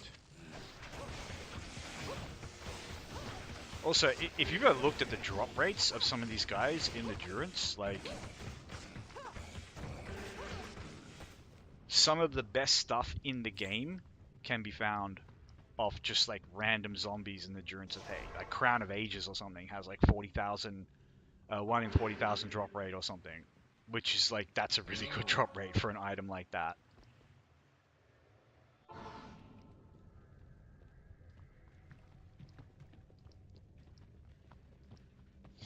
But yeah, the Durance is just spooky because no one likes dolls.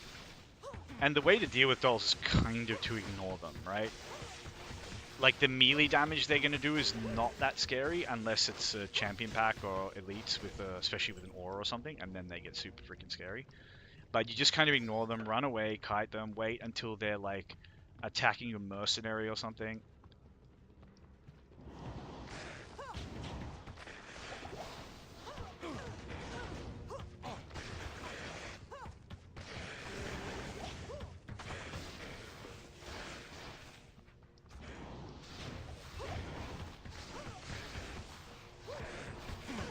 And then, you know, just tag them and slow them and deal with them. Once they're slowed, they are not scary.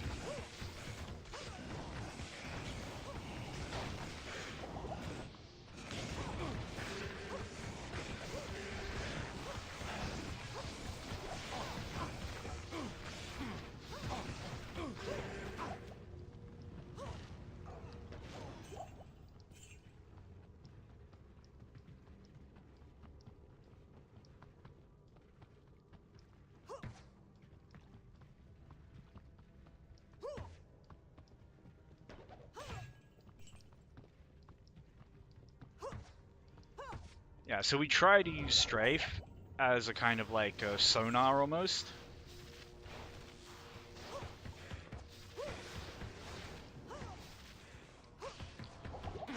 Because it will auto-target a lot of stuff that's like outside of my sight range. And then I know there's stuff in that direction that I have to deal with. And I can just keep spraying until it's all dealt with. Or, you know, reposition or something. In this situation, and this is what this is why I knew the Drooms was going to be a little bit painful, but mostly for time, is there's going to be a lot of places like this where, like, you know, we're not funneling stuff into chokes, we're kind of just like 360 strafing. The damage is slow, but I also don't want these guys following me into the next room. Like, I want this space to be mine if I have to run back to it.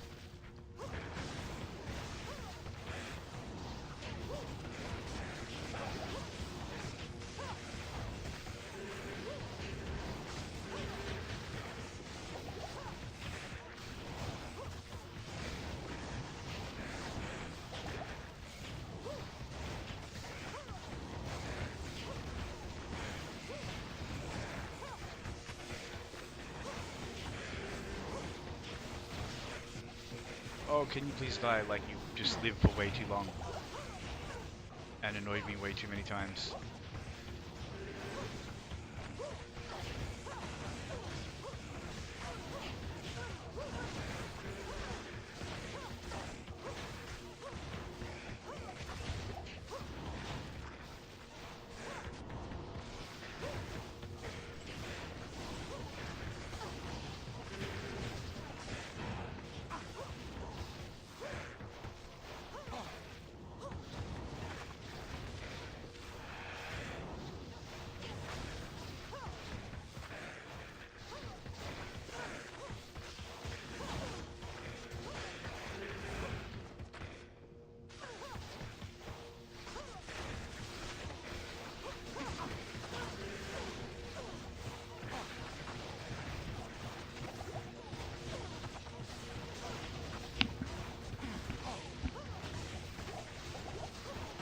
Wow, what just chunked my health? Was that literally just a DOT from the fire?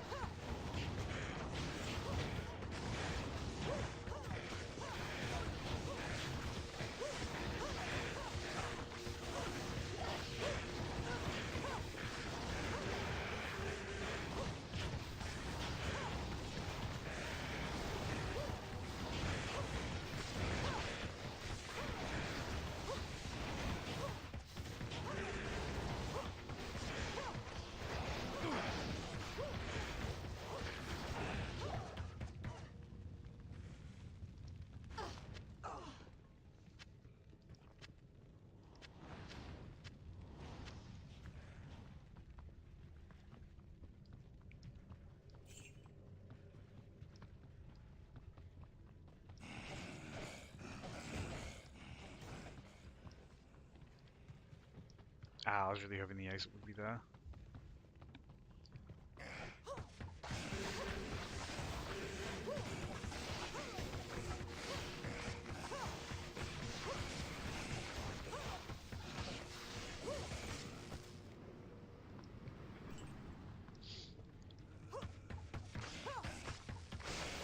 I have to remember, I'm still looking for an elite spear or polearm base for a desert merc.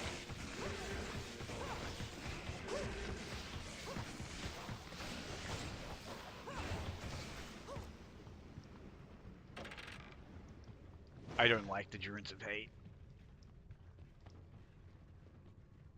And like, I get it, no one like, yeah, it's like, I don't know, I like a challenging area, but dolls are kind of fucked, and it's just another one of those things that like just exists to punish you for not playing a caster or not having like, you know, range advantage, which is there's way too much shit in the game that just fucks you for playing a melee character. Where you're just like, oh well, that's my punishment for playing the weakest character in the game, you know. All this trouble over a tattered book.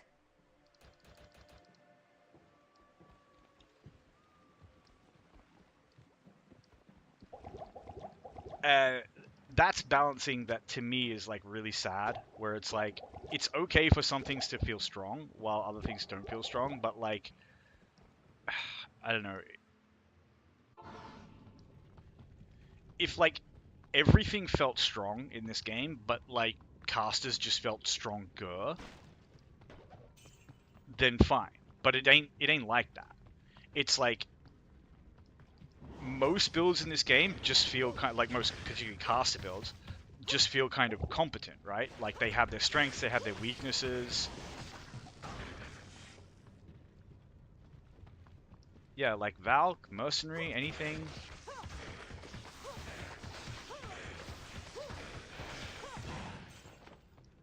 But yeah, as I say, I really don't like the drones. It's just too big, it's too samey, there's nothing down here.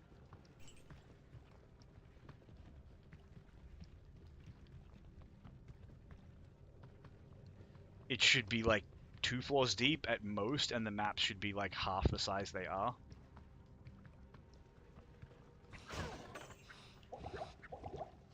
And I mean that like, even for a new player, like, you know, when I was going through this game, like, not min-maxing anything, not doing anything relevant or, you know, meta with like builds or gearing, just kind of scrubbing my way through and just enjoying the experience of like clearing the game and the challenge of it, because a lot of it was really challenging when you don't know what you're doing with skill points and all that sort of stuff, and you're kind of testing out a bunch of skills, and there were no respecs back then. But I just remember like being down here for way too long. Like I think I even quit once or twice. You know, just kind of got tired of like, okay, I've cleared this room, I've cleared that room, I've cleared that room, and it's all the same and there's nothing in any of them.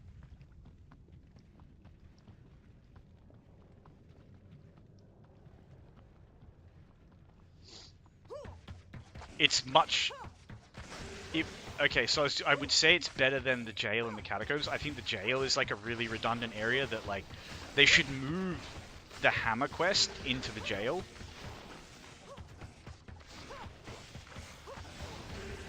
Just so there's something in the jail, because the, you know, the inner cloister and the barracks is already kind of like, you know, it's such a dramatic like change of scenery, if that makes sense, that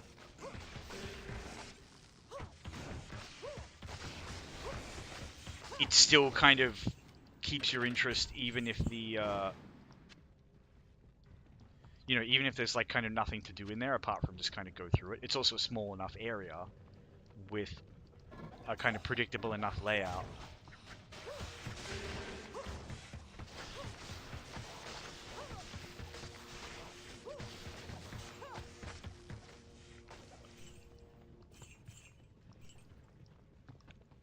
But the Durance is like way too big for how also for how dangerous it is, and like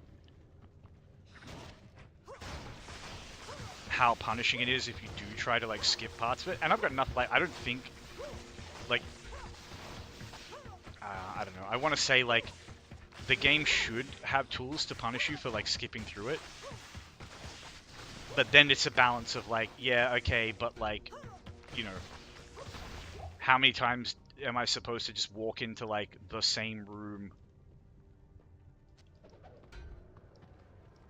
and, you know, fight another group of the same enemies? I wonder if it's down here.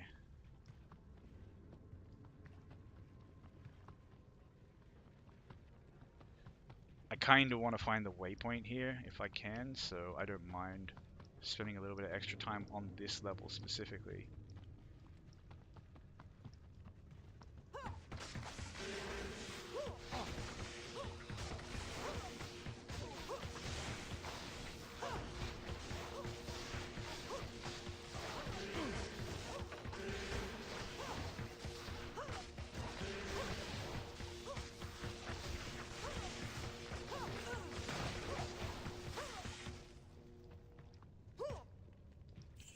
But yeah, I think I've mentioned a couple of times that like modern ARPGs just don't do melee right. Like Diablo, melee feels weak and kind of sad sometimes, but it still feels like melee. So when you want that dopamine of like, you know, being a melee fighter and having it be genuinely different to being a caster, it can definitely give you that hit. It's just, it can also be really frustrating because melee is so weak. But there's another ARPG that I play a bit on this on my channel, and I've done some like I try to do some like solo playthroughs and stuff like that, challenge runs. It's not a very hard game though, so the challenge runs just aren't that dramatic. But it does melee so well. So the way that game does melee is like, it's very similar to Diablo, where you have attack rating and so on and so forth. And everything scales off the damage of like your base melee attacks, which can be buffed up further by like amping, you know, the equivalent of strength stat. It's called strike in that game.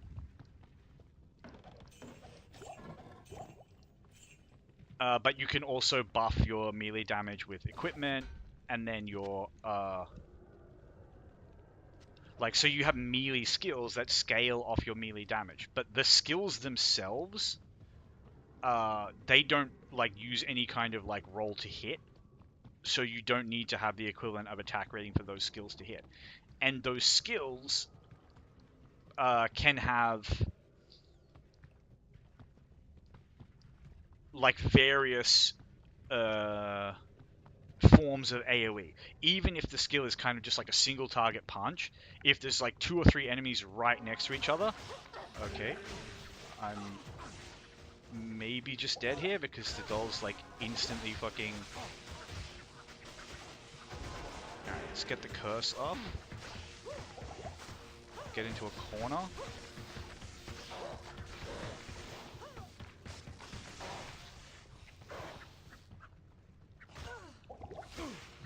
Okay, once you get them slowed, then I can run out. Like, that was an insanely dangerous room.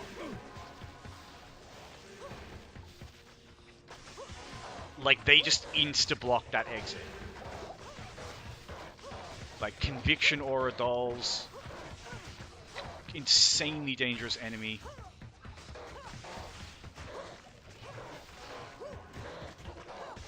And yet, they're just crippled. They can't do anything. I don't even have health potions, and I'm perfectly happy just standing here strafing away. Yeah, that was not just... That was a boss pack and a champion pack in the same room with Conviction Aura. And Conviction Aura lowers your defense, remember. And Conviction Aura... So something a lot of people don't realize, like a lot of people say, Conviction Aura is really dangerous with like Lightning Enchanted or something like that. It is, but Conviction Aura is extremely dangerous anywhere because like enemies in hell can just do spectral hits based, it's usually based on like what they are immune to. So if they're like immune to lightning, they just have a random like RNG chance of like rolling a spectral hit, and just you add just like a fat chunk of lightning damage to their attack. That's why things like archers in Hell can just instantly freaking delete a weak character, because if your resistances are in negative, then they can just start doing like double the normal damage if they roll a spectral hit, which is already going to be doing extra damage anyway. So Conviction Aura, super dangerous on that front, but also super dangerous because it lowers your defense, which means they just hit you more.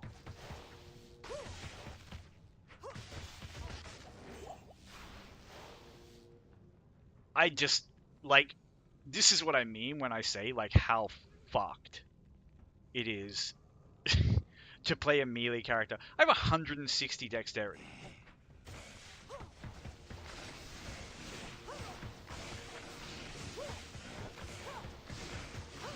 And I have like a 50% chance to hit a doll. Like, what's my chance to hit?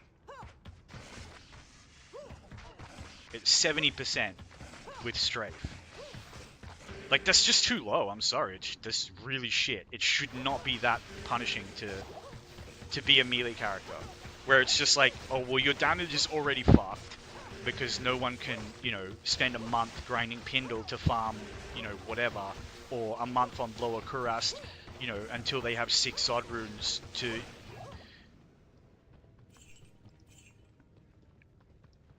shove up the ass of, an ethereal Berserker Axe to make some, like, weapon that does 8 trillion damage a hit. Like, no one is, like, like, that realistically is the solution to, like, making melee characters competitive with casters. And it really shouldn't be. But then it's like, even when you farm all this supposedly, like, god tier equipment, whatever, like, you're still just going to be randomly doing, like, half the damage that a caster will do in the same, like, in any fight that matters.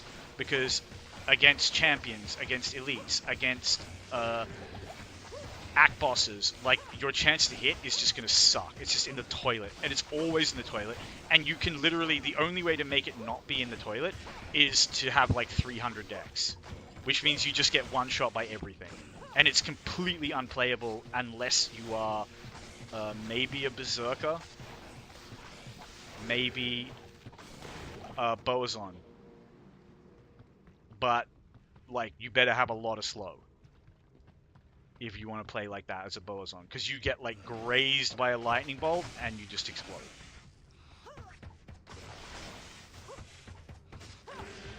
But yeah, as I say, so in X-Men Legends 2, like, when you use an attack ability, it just hits. And like, a lot of them have like some cleave or AoE or something, but just, I don't know, the way the game is done, like, they do not, it doesn't feel like you're casting. And, like, definitely the melee abilities in that game are kind of, like, overstated compared to, like, an action RPG, because it's a superhero game, so you're talking about, characters that can, like, punch the ground and make a giant shockwave or something, right?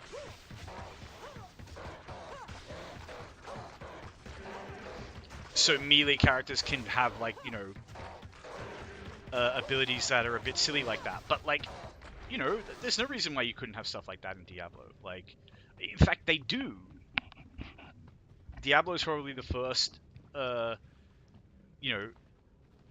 game where, like, they really played around with stuff like that, where you had abilities like Whirlwind, for example. But Whirlwind is just gimped by attack rating.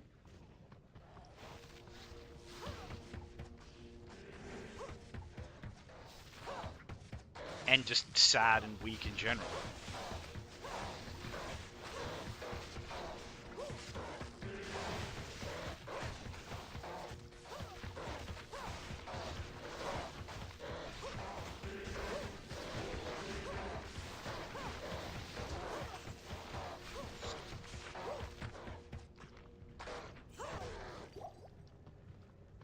But yeah, imagine if just, like, all the really bad single target melee attacks in the game just had, like, a little cleave arc where they could at least hit, you know, 3 or 4 enemies that are just standing right in front of you.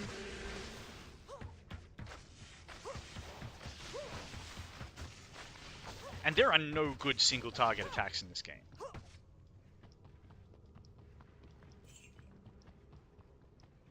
Like, Berserk is viable, but Berserk is only viable because it has a synergy with Howl, and you want to pump Howl anyway, and they work well together. It's Howl that makes the build.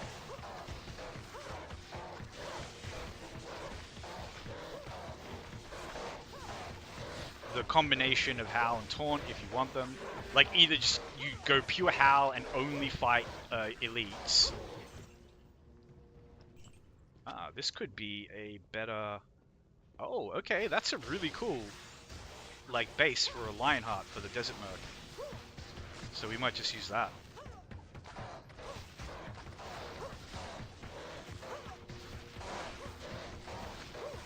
And spending a lot of time in Endurance, way more than I would normally like, and it is a little bit stressful, but like... a lot of it is also just kind of cruising on autopilot. Like, I'm not really stressing that much about, like, trying to figure, you know, where the exit might be or where the waypoint is, so I can just, like, get it and get out.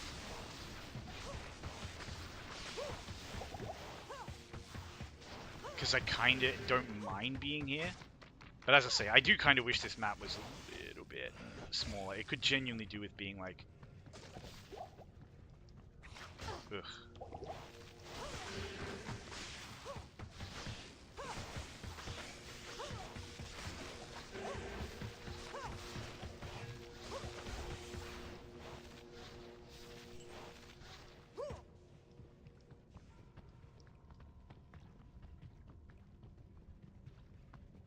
I am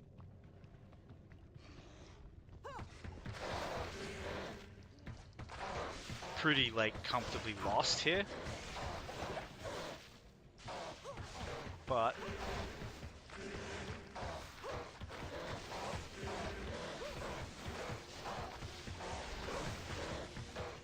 that's fine, we'll just get more EXP.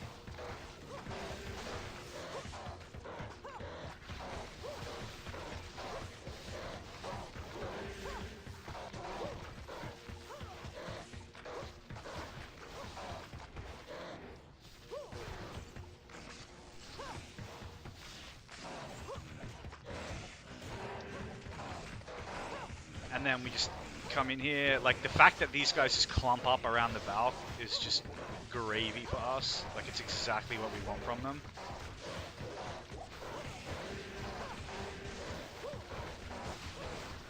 They're just cursed. They're just depressed. They can't even finish their attack animation by the look of it. I can't tell if she's bumping them out of it. Oh. 4 sockets? Ah, ethereal, huh? Can't really do anything with a 3 socket to my knowledge, unless it's like a high rune recipe. I don't pay that much attention to high rune recipes. Like, the way I do it is like, I'll do lower Kuras, and if I find a high rune, then I'll look up what I can do with it. And, you know, most of the time you're going to be like, yay, I found this high rune. And then the game's like, yeah, but if you want to do anything with it, you better farm these other 2 extremely high rare runes. It's not that bad. Like, there's a lot of decent rune words, it's just like 1. Not even that. Like, the rune words are so overpowered considering the rarity of the runes you need nowadays. Like, Spirit is just disgusting for what it does. And I do, like, it's very clever how they kind of balance Spirit, though. By, like, you know, balancing around finding the like... So there's, like, 1 Spirit base that you can realistically find before Nightmare.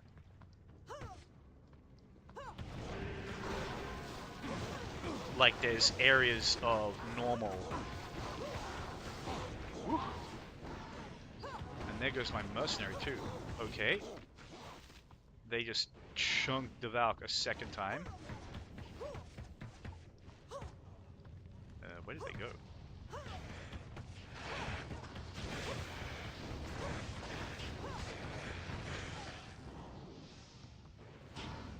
Oh, she's just getting bullied in there.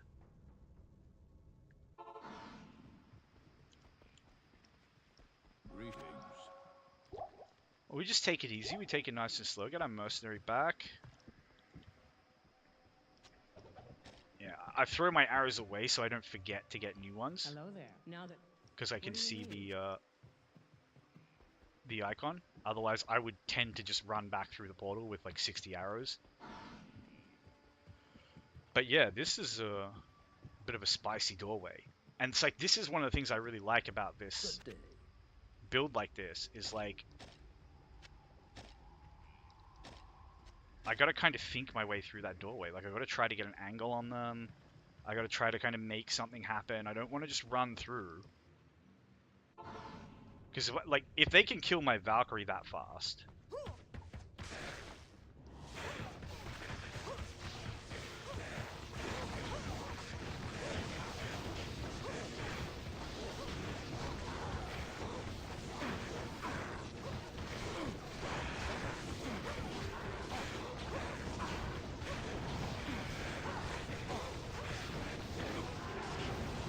Is it just the Hydras that are doing it? Oh, okay, it's Conviction Aura Hydras. Alright. This may actually just be like a reroll.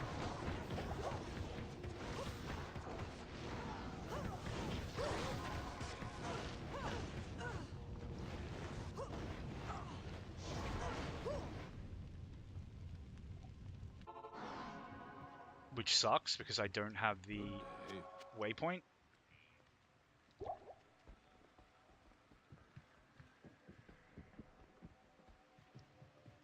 good day. But this is like, sometimes the game will just throw something at you that like is like bonkers.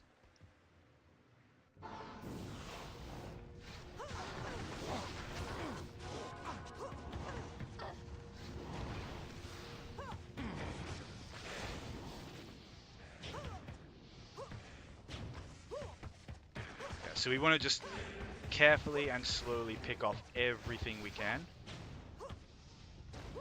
Even if it's just one Bloodlord less. Anything that does elemental damage, anything that can summon a Hydra.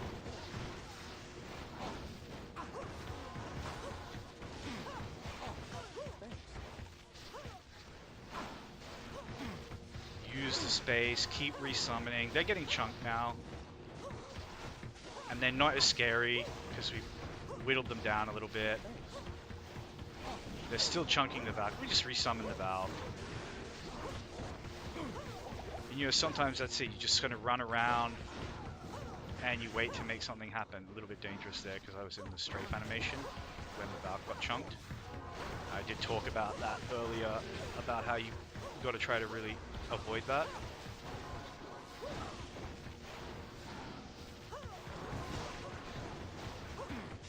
I mean, the damage they are doing is insanity.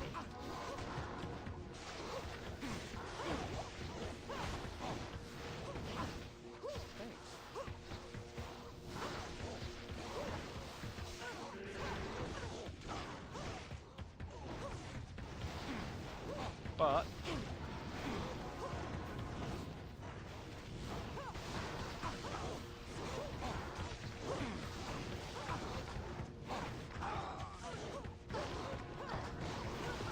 oh, double KO, what the hell?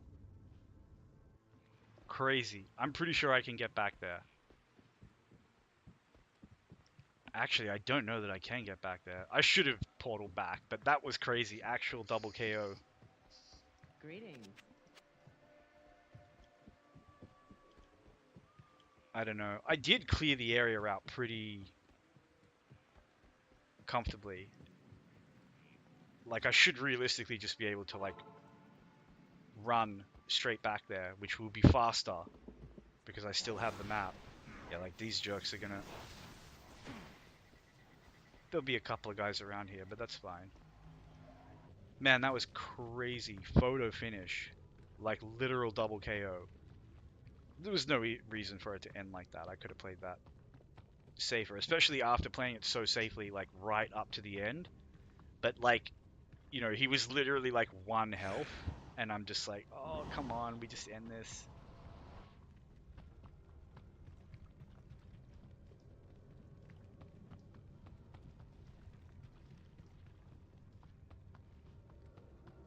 Yeah, this floor is huge.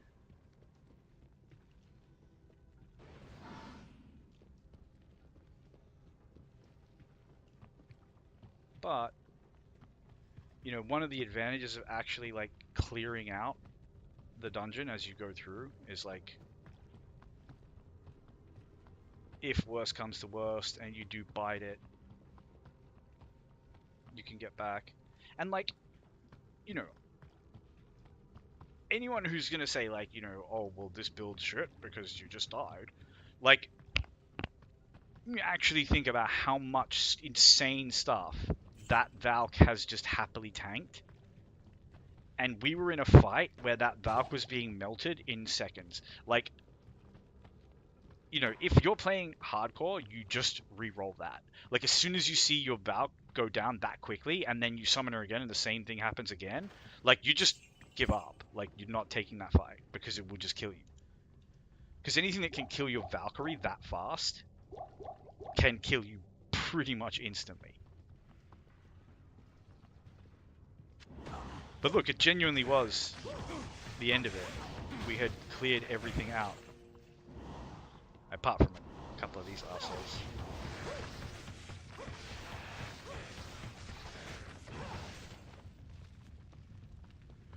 And that's like genuinely one of the most dangerous things the game can throw. Maybe the most dangerous. Like Conviction or Lightning Enchanted Council members spamming Hydras with Bloodlords throwing, you know, a bunch of fire spells around. There's more Council members here, which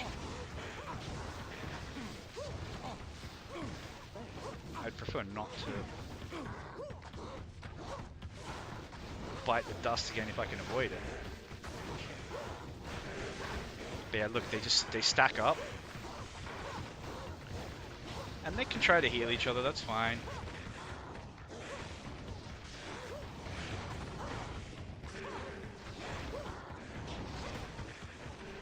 With the Bloodlords here, it's a little bit spicy.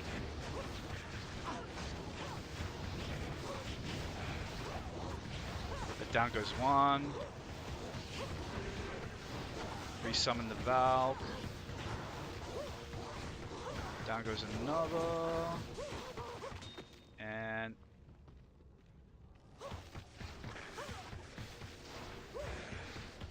oh, there was an elite Bloodlord here as well.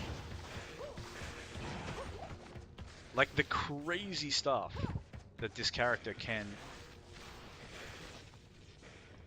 you know, deal with. Because that fight where I died, that was a winnable fight. I just needed to go back to town one more time.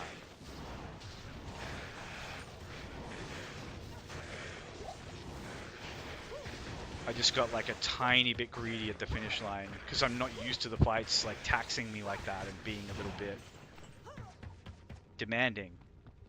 That was the most demanding fight I've had in this entire run. No, there was some lightning guys in Act 1 who gave us a pretty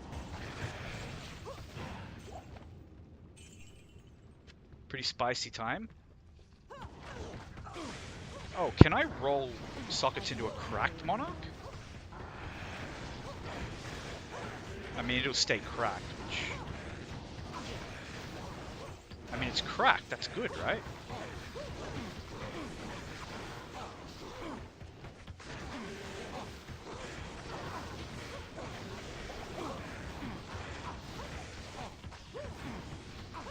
So many freaking Bloodlords.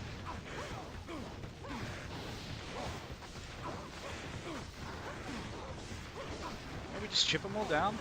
Nice and safe.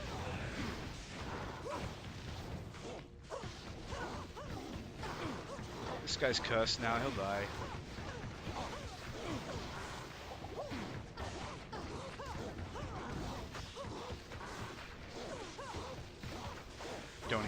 by the Nova, so just give it a little space.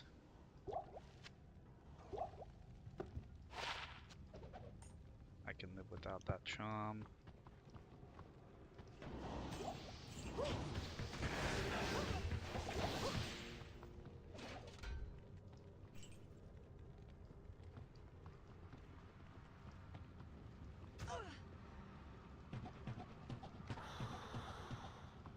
Now what I actually want to do is moat trick this guy if possible, so...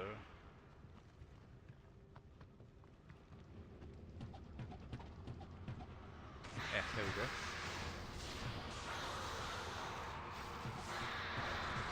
And now it's just easy game, easy life.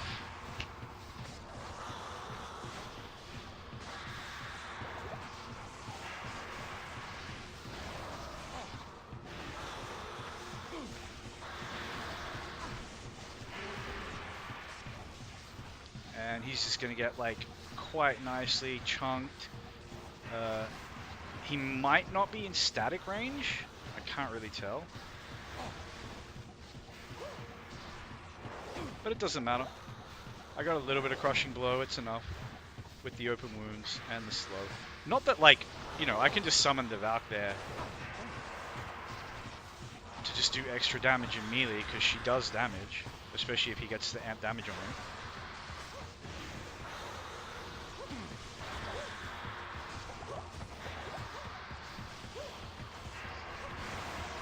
And this is nice and safe. I just strafe away, and he goes down. Like, when an act boss is this easy for a Boazon that doesn't have, you know, amazing gear.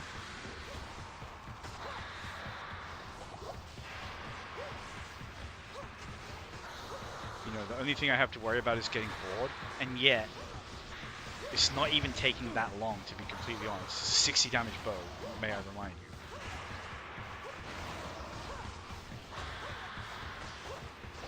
But between the Valk, you know, just a consistent little bit of chipping from the electric spells, the occasional ant damage proc, consistent open wounds, just bleeding him down.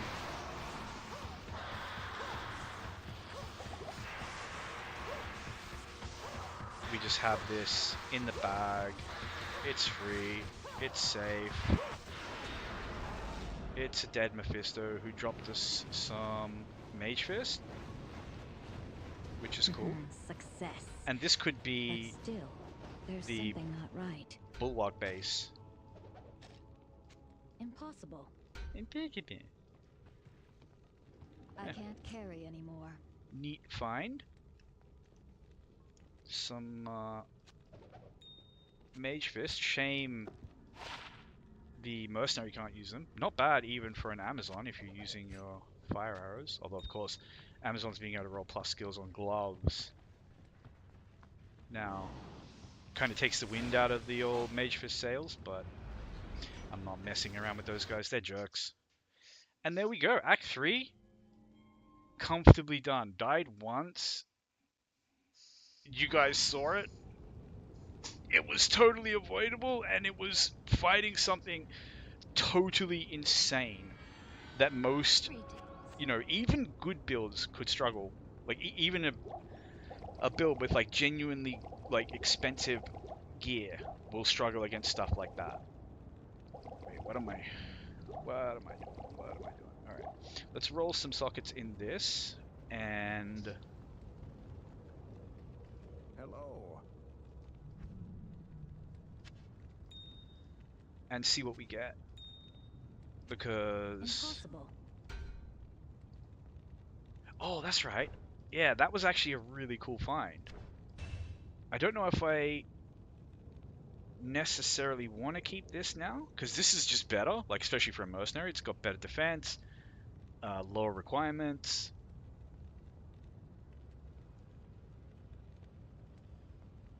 But yeah. So maybe just sell this? The time. I don't know. It's still an elite arm with. I'll probably just mule it over to someone who carries around room word bases.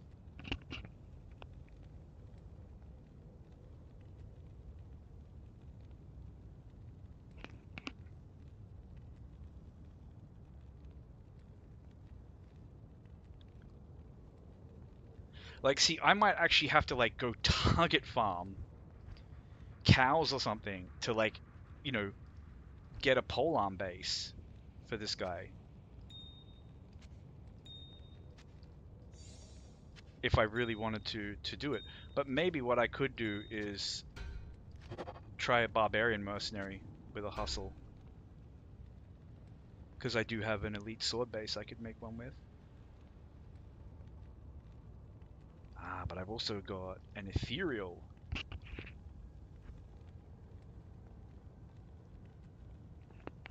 sword base that I muled over to someone else. And I did actually find that with this character, so I think it's fair game. And what do I want? Tal and Thul.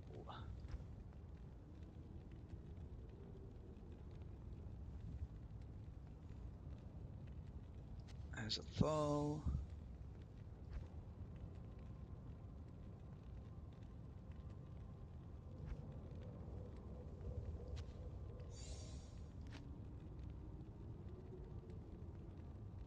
Oh, it's Tal, Thul. Oh, that's body armor. Okay.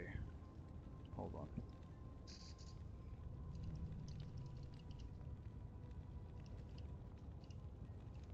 Ah, maybe you can't roll sockets into a helm. Oh no, you can. Alright.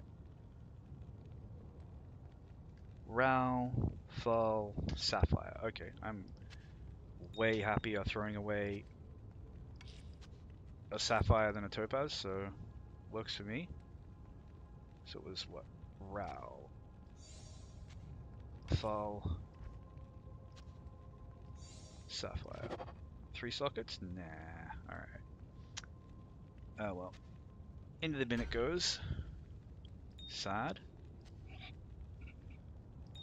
But yeah, I guess the question now is, do I farm a weapon for an Act 3 Merc before pushing on? Or do I just keep going until this bow like genuinely hits a wall?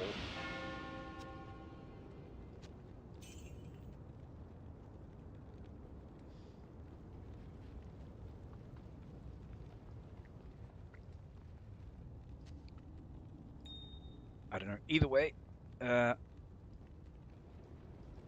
going to wrap this particular stream up. And just as was the case yesterday, I might come back and do Act 3. I just need to mule some stuff out of this account and so on anyway, so we'll see. It's Hellum Thal, isn't it, for Lionheart?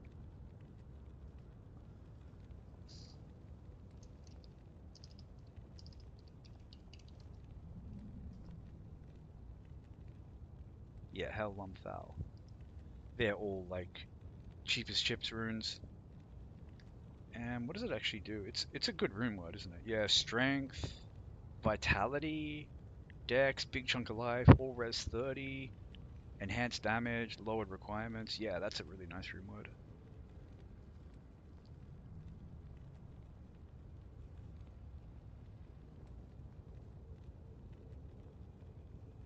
Yeah, so I'd be very happy to chuck that on my mercenary. Ah, there's also that one that gives open wounds. Is it fortitude? El Soldolo.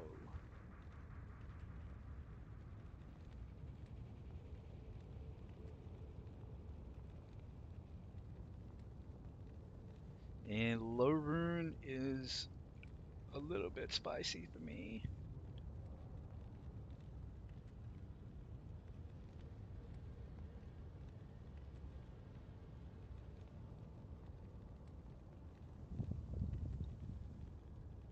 So this is the one that gives deadly strike and hit causes monster to flee? No, that's...